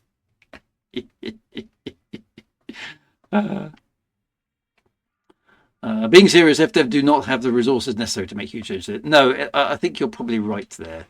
It won't be something that spectacular. But looking back at this, so what type of planets have we got here? Can we tell? Oh, we can. Okay, so that one is a rocky world with no surface metal. That one is a rocky world with no surface metal. That one's a moon with no. Okay, so these are just rocky worlds. That one is a rocky world. That one's a rocky world. That one's a rocky. Now these are normally just the most generic rocky worlds. Okay, so not, according to this, none of the worlds in here. What about that one? That's the terrestrial water world. Oh, hello. A terrestrial water world with an active water-based chemistry and carbon water-based life, which we can't land on, but it does have an atmosphere. But none of these other worlds actually are high metal content worlds either. So where does this high metal content come from? It's none of these. None of these have high metal content at all. What about that one? That's a gas giant too. Water-based life in that one. Class 3 gas giant. Class 4 gas giant. Class 3 gas giant. And obviously an asteroid belt as well. So that's okay. I don't know. It could be something that's been in the making for years and years. It could be. Probably isn't, but it could be. But didn't they say? Are we due an unknown update to Elite Dangerous? I mean, who said Rackham had to be night? Yeah, that's a good point. Fair enough. Are there any high metal content rings? I don't know if we can tell that from here. Oh, hang on, though. It does say something in there. Upper clouds of alkali metals above. Oh, hello. Okay. So this one says class 3 gas giants, primarily hydrogen, helium. Makes sense. Okay. With the chance of wispy cloud layers from sulfites and chlorides.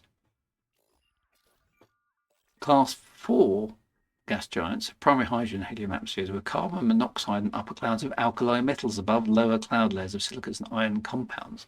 Could it be something with gas giants? That would be pretty cool if it was. Is that a common? I don't know how common are class 4 gas giants in the galaxy. What's that one? That's a gas giant with water-based life. You see, yeah, it could be. I don't know. New feature is due at the end of the year. And we don't know what that is. Okay, is that connected potentially or not? Metallic, metal-rich, and rocky rings, maybe. Bacterial or actual creatures. It's difficult to tell. I suspect it will be something non-moving. I'm not sure FDev's game engine is up to animating creatures on the surface at the moment. Commander World Dragon says it'll. Oop, I've just lost the chat. It'll be soon till the next update. See what you did there. Could it be gas samples? Could it be? Dr. Crunch says it can't be a coincidence, so we get the T11 new type of dildo cannon.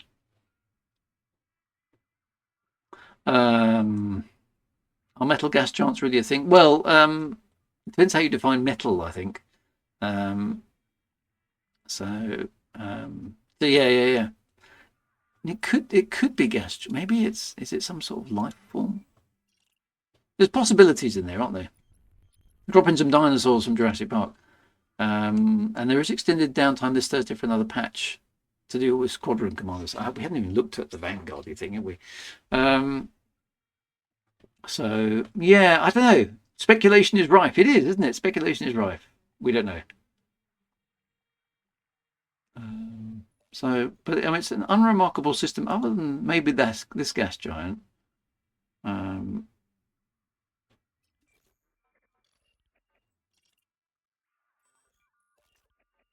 then there's other things in there, but so the Cobra engine, okay, Cobra engine can animate dinosaurs and hybrids, but can it do so in an Elite Dangerous realistic setting? Yeah, big speculation is fun. I think it's a shout that but then again, exobiology definitely implies on foot, doesn't it? If it's going to be part of the existing exobiology game, and the word exobiology has been used a lot throughout Galnet and in the missions. It's always been exobiology. It's very specific about that, and that is a on foot only thing, isn't it? You can't do exobiology from your spaceship other than using it as a transport. So I think it's going to be on foot something. So I'm gonna suggest that it's a new form of life that we haven't seen before. Not an animated form, not a sentient form of life. Something slightly weird that lives in particular different types of currently already accessible planets. I don't think we're going to get a new type of planet accessible. I think it's going to be an existing type of planet. There's going to be some new life form that we need to find, and it's going to have lots and lots of money associated with it for scanning it. That's going to be my guess. All right, we'll see how close I am. A creature that only wears shorts. That says meat-eating plants. They found Ashley's wig farm. Oh, dear. Technically, you can use the ship's composition scanner on plants. Okay, that's fair enough. Scientists have discovered a fish that has. Well, in the universe of infinite possibilities, every possibility apparently must be played out. So somewhere out there, in the far distant reaches of space, is a fish that looks like David Braben. The infinite possibility of the universe say it must be so. I can't argue with the infinite possibilities of the universe. There's probably a weird parallel universe, or maybe there's a planet out there where there's another Drew Wager streaming who's actually really good at Elite Dangerous. Commander Terakov says NASA was talking today about a potential discovery of proof of past life on Mars passing period. Yeah, I listened to that broadcast actually this afternoon because I kind of saw it.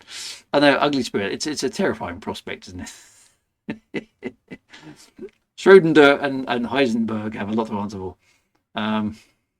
A new and rare type of community manager that lives for 5 years.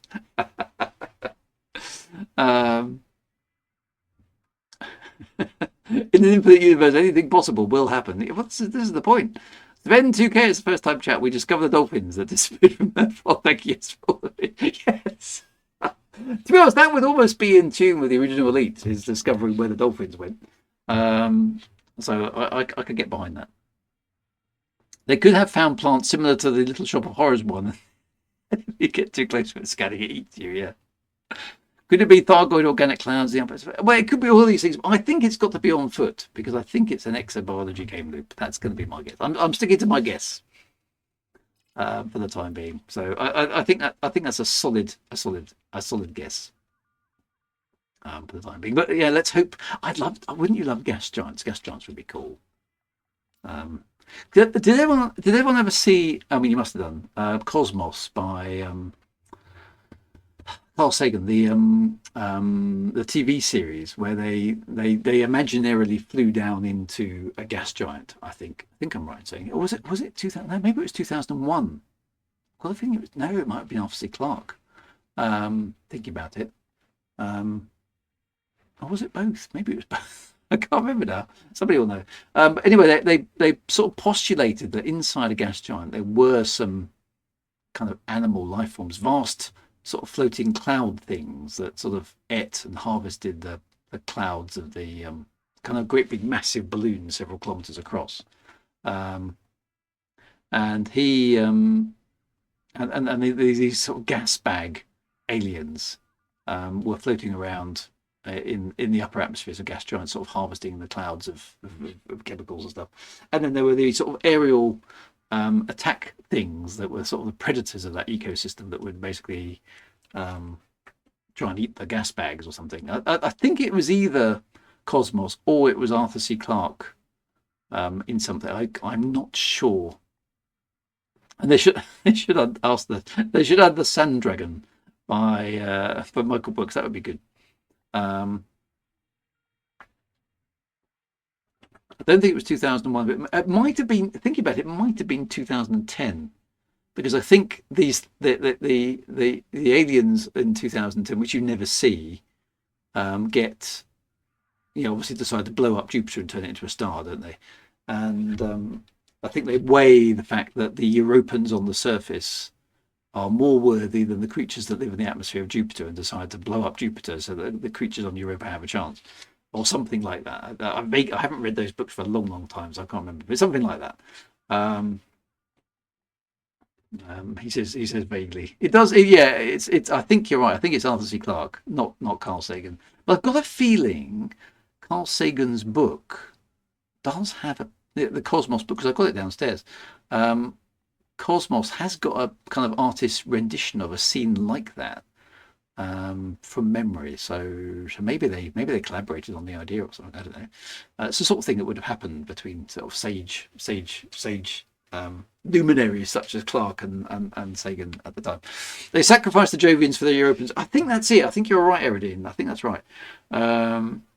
So yeah, so maybe could there be something like that in the atmosphere of these gas giants? That would be very cool.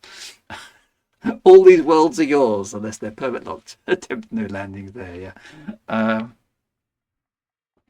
So it's Andy P says it's interesting that all the landables in the system have lost their metallics. So maybe something that eats metals. Yeah. And they definitely talked about floating life in the planets, the BBC series. And yeah, that was quite a good series. There have been some good series on those sort of things. So yeah, so I think it's going to be something on foot. Given that Galnet refers to the rocky and high metal content planets, they're landables. I don't think it's going to be gas giants. However much we would like gas giants to be accessible, that's quite a big deal. That's quite a lot of programming. So I think it's going to be an existing planet type. There's going to be a new wacky thing on the surface, and maybe a new exobiology tool that we need to use to find them. That's going to be my guess for what's coming, which would be cool. Which would be cool. At least it expands the exobiology loop. I'm saying it's gas giants. No, that's exactly what I'm not saying. I'm asking for originally defined areas of doubt and uncertainty.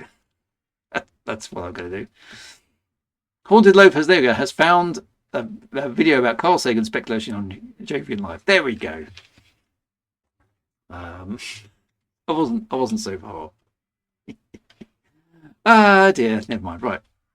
It also makes sense that it'd be a big find of lich and eats metals out of ships. Oh, maybe, yeah. So maybe if you harvest one, it starts eating your ship. It's like sort of more corrosive stuff. That's just what we need in the game.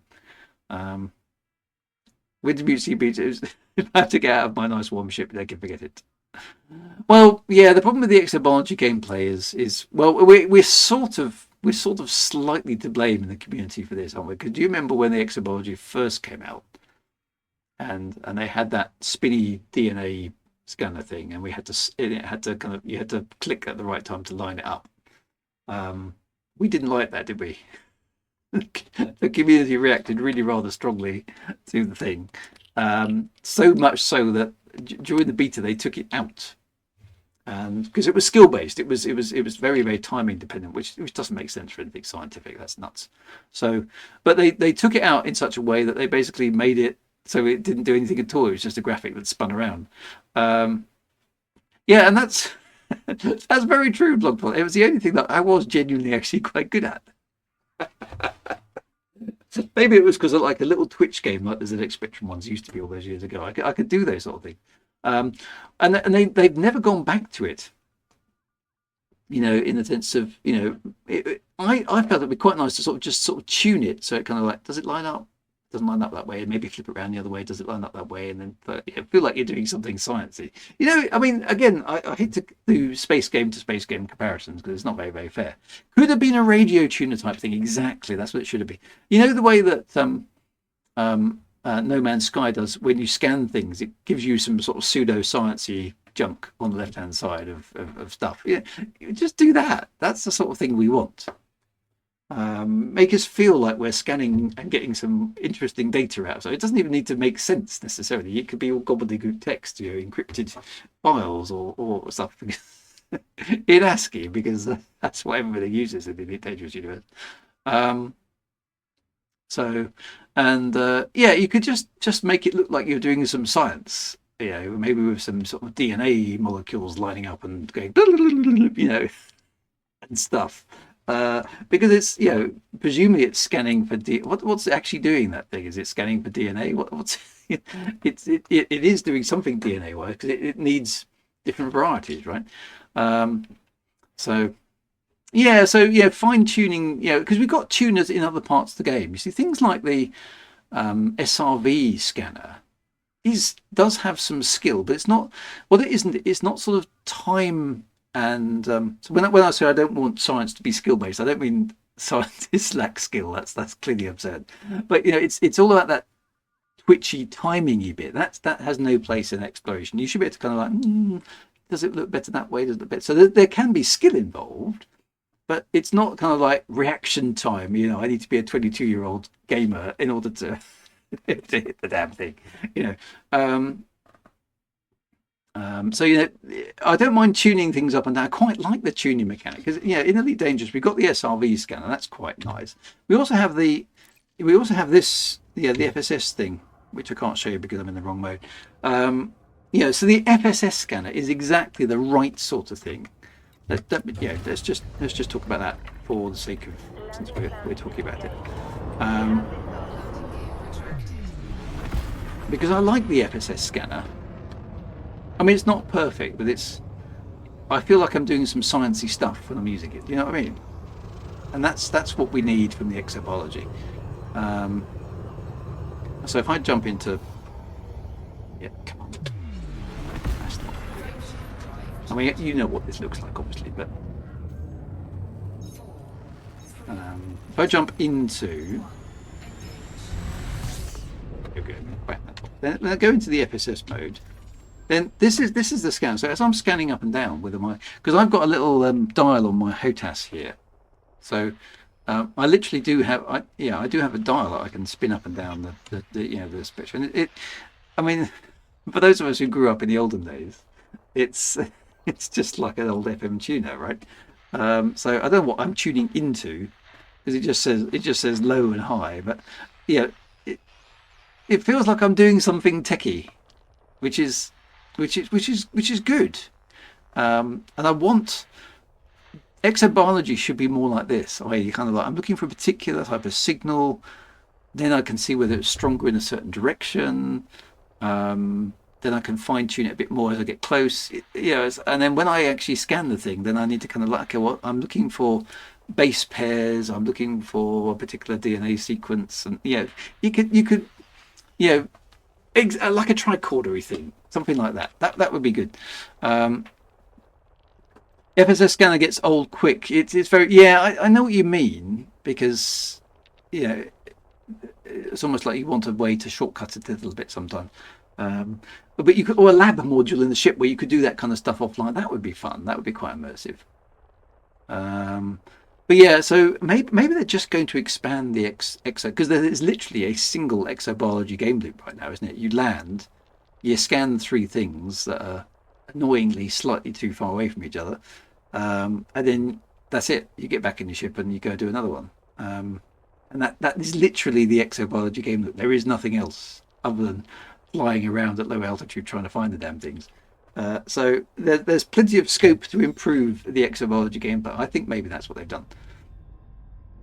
See, I quite like the FSS because it, I kind of like, you tune in on a thing, and sometimes it tells you, you found something unusual, like an Earth-like planet is there, isn't it? So if something shows up on that frequency, then it's quite interesting. And it's better than just the generic honk. And the kind of exobiology at the moment is kind of just a generic honk, isn't it? It's kind of like you've got the one thing to do. And I think maybe we were so hard on that initial animation that they basically, all the devs responsible for it ran away screaming, going, "The community hates us!" And as a result, it's never ever been touched ever again since. So, but yeah, I'd like sort of. There needs to be some lore around it. Really, they should build out lore and stuff like that as well. I agree. You know, so it's not just a generic sci-fi scanner. It needs to be something elite-y in there. Anyway, I realised we've been waffling about the game for the entirety of the stream.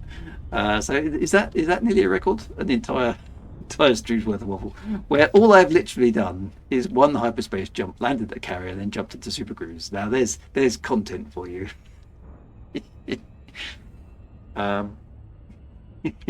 Well, scanning systems and bodies has 3 levels: honk, FSS, and surface scan. So yeah, so I agree with you, Big Boo. That's a reasonable loop now, isn't it? It feels like there's some stuff to do at least. Haunted Lev says it's just very difficult for me to ignore the explanation for needing 3 samples between walks is nonsense. Yeah, because I mean, real scientists don't need 3 samples of the same thing to work out the DNA.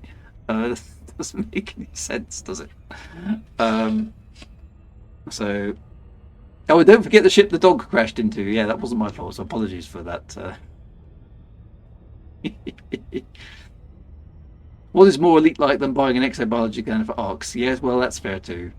Hang on. Top Shot says in the system we started in, the Cygnus has just appeared as well. Which system was that? Does that count as dogfighting? I think it does. Which system was that? Is that one? Okay, let me go back because it was only one jump. Is that this one? AENB94E. Okay, so the Cygnus is. We didn't see the Cygnus because it was jumping around. Let's go and see the Cygnus.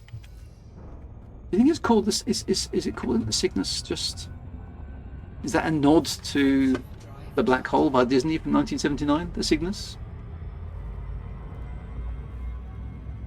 Ember Flying gives the stream an A+.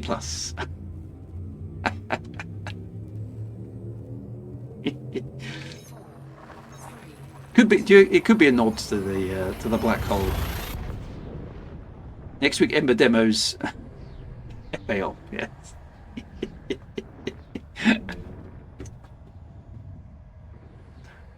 There we go. Ember attacks. Right. So you're saying it's here? Let's have a look. Oh, the Cygnus. There we go. Well, let's run. Does the Cygnus have a bar, by the way? Been to a bar for a while.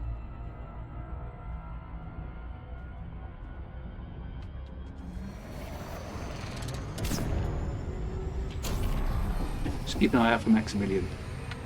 See, I must admit, I think I watched The Black Hole again not that long ago.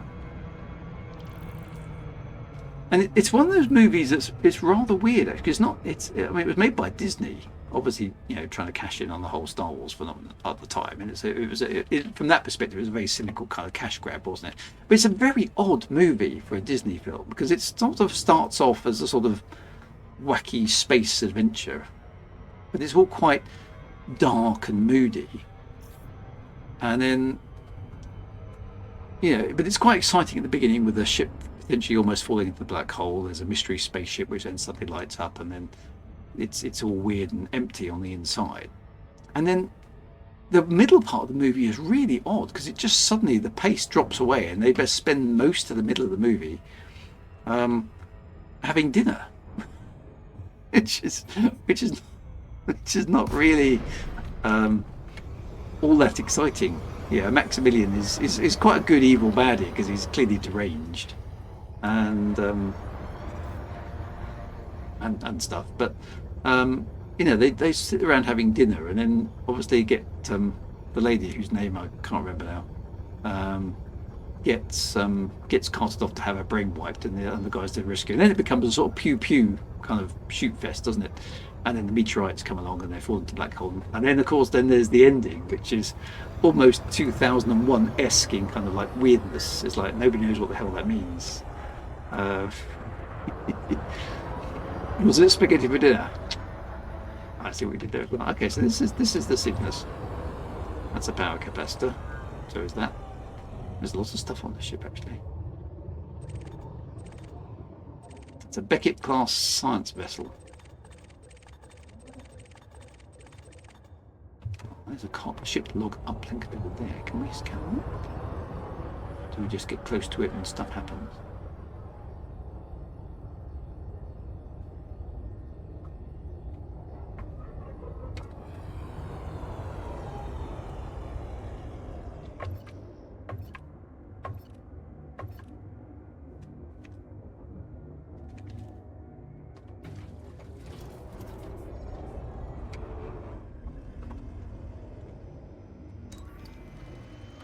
Yep. Plus.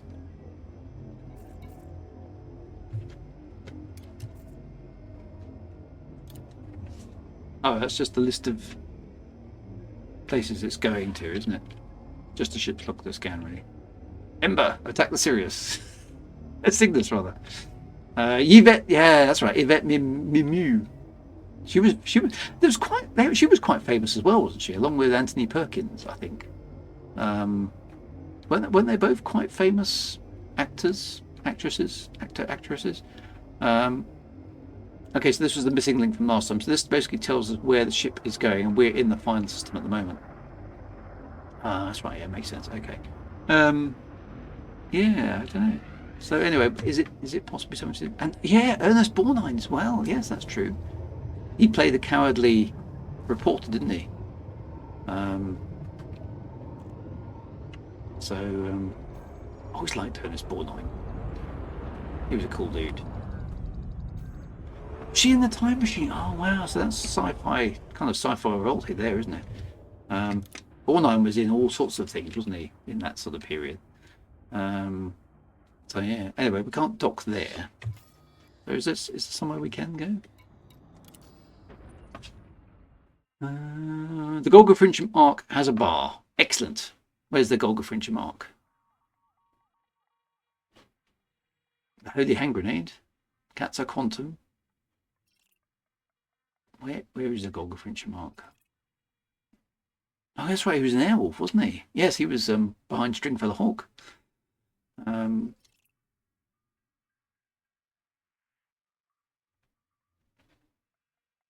There are so many fleet carriers in this system. The Upside Down Ship movie, that was the Poseidon Adventure. Was he in that? Yes, he was, wasn't he? Yeah, Maximilian Schnell was played. Yeah. So, yeah. No, panel's probably easier, probably right.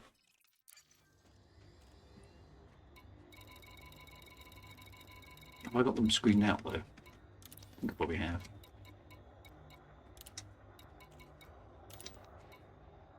What am I looking for again? Golgafrincham Arc. Is that it there?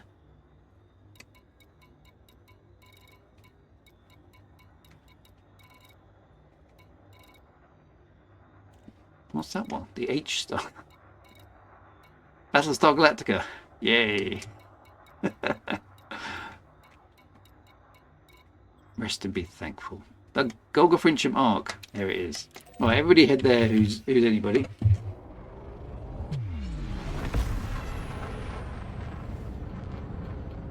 And we'll rendezvous for the bar.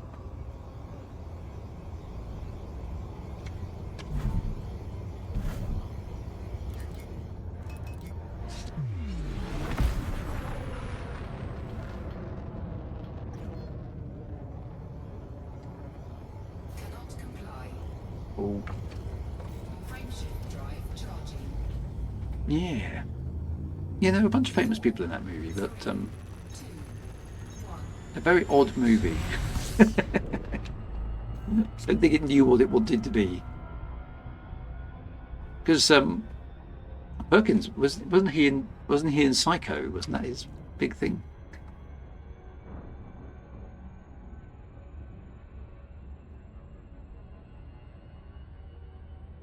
Yeah, it was Psycho, wasn't it? Yeah.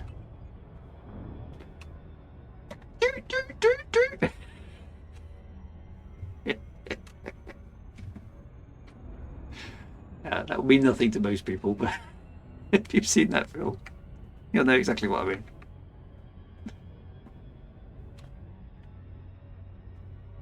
Come on, too slow. Too fast.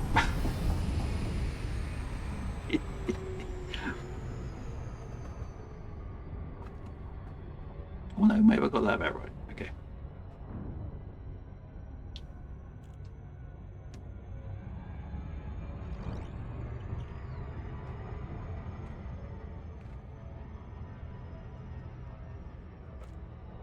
Black and white. Was it? Was it in black? It was, wasn't it?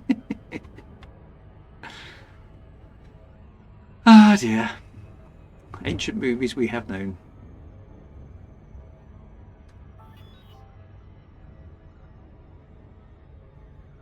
According to this, Dominant Hornet has just destroyed his ship. Sounds slightly alarming. Who's there? Right. Anyway, we're heading for the Golga Frincham Arc. Presumably this is the B Arc, where all the telephone sanitizers hang out.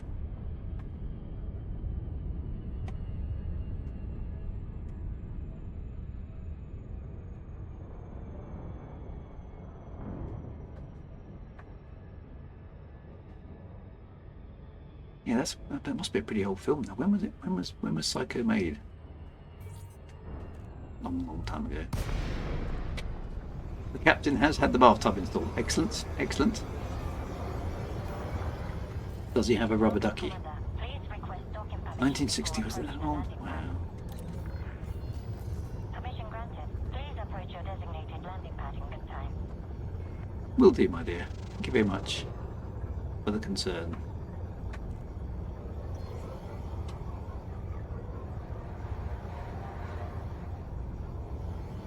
Dominant Hornet must have face planted the fleet carrier. Oops. He's back now from certain death.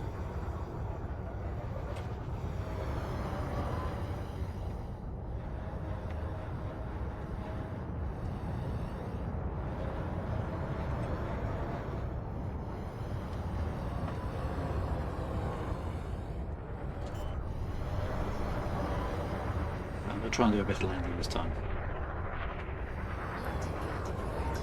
Still coming in through hot. Oop, dunk. Crunch, scrape. Hey, not bad.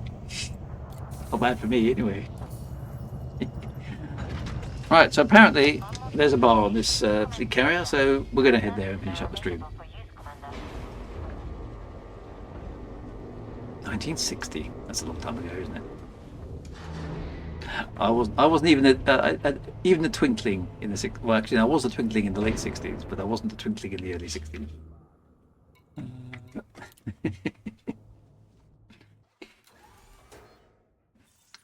Being born in 1970.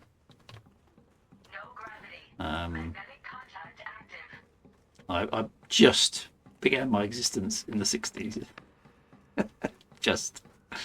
Not consciously, I hesitate to add that, but physically I did exist in the 1960s. Carrier stern. Could be a little bit more cheerful, surely.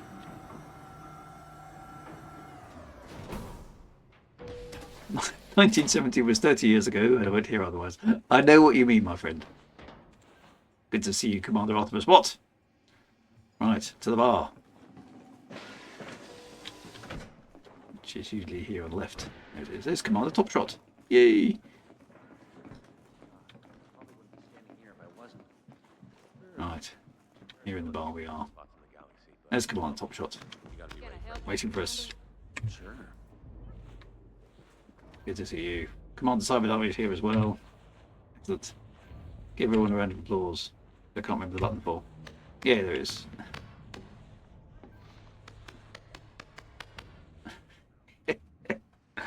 Is the squadron bar any better? It's not any better for getting a drink Looking to make a business because transaction? they're only interested in your glue, Yep. unfortunately. Lots to But other than that, yes, it's it's a space bar. A space bar where yet again you can't buy a drink. Anyway, my friends, thank you very much for the accompaniment tonight. It's been good. It's been a bit of a waffly stream and a bit of a, but that's what we normally do on Elite Dangerous anyway, isn't it? Oh, Commander Dominant Hinnet has arrived. There we go. Good to see you. Well done. Well done. Yeah, so we can't you can't actually buy a drink at the bar, of course, but never mind. There we go. So all that remains again, once more, my friends, is for you to find me an Elite Dangerous streamer who hasn't got too many viewers at all, and we will go and raid them and give them a boost. It's nice to give the smaller streamers a boost because it's very hard actually starting off as a streamer, particularly nowadays when there's so many big established streamers. So it's nice to give the smaller streamers a bit of a boost, bit of encouragement. Waffles were served well today. Lunar Sky, no problem at all. Good to have you on board, and thanks to Ember for almost trashing my spaceship. We had a German last time, so we got French. So yeah, who are we going to choose? Yeah, I think the poor guy was kind of like, I got all these people in and I don't speak their language. So yeah, so find me a streamer. Find me a streamer that I can gate crash or raid, as we have to say. But yeah, thank you very much for popping along. The announcer live says Wintermute GB or Theo Olmer, the old man that games. Okay, Bizzup has 0 viewers. That sounds like something we need to help out. Let's try that. Let's go and have a look at the old man that games loves his retro tech. That sounds quite good. Or BZ's. Which one do we go with? Okay, look. I quite like the idea. Sometimes a streamer has no viewers for a reason. I quite like the old man that games. Come on, let's go with that. Go check him out. That sounds like my kind of guy, really. So let's pop across there and say hello. Oh, apparently I've got to look. I can't even watch his content. I've got to log in. I'm not logged in on one of the browsers. Anyway, right. Let's do this thing. Right. So raid. No, I can't even spell raid. Here we go. Right. Let's try that. I'm sending the raid across. There we go. Right. Farewell, my friends. Be good. Live on the prosper. Right on, commanders. And 07. I will see you. I'll see you on next week. Be good. Have a great week ahead. And see you soon.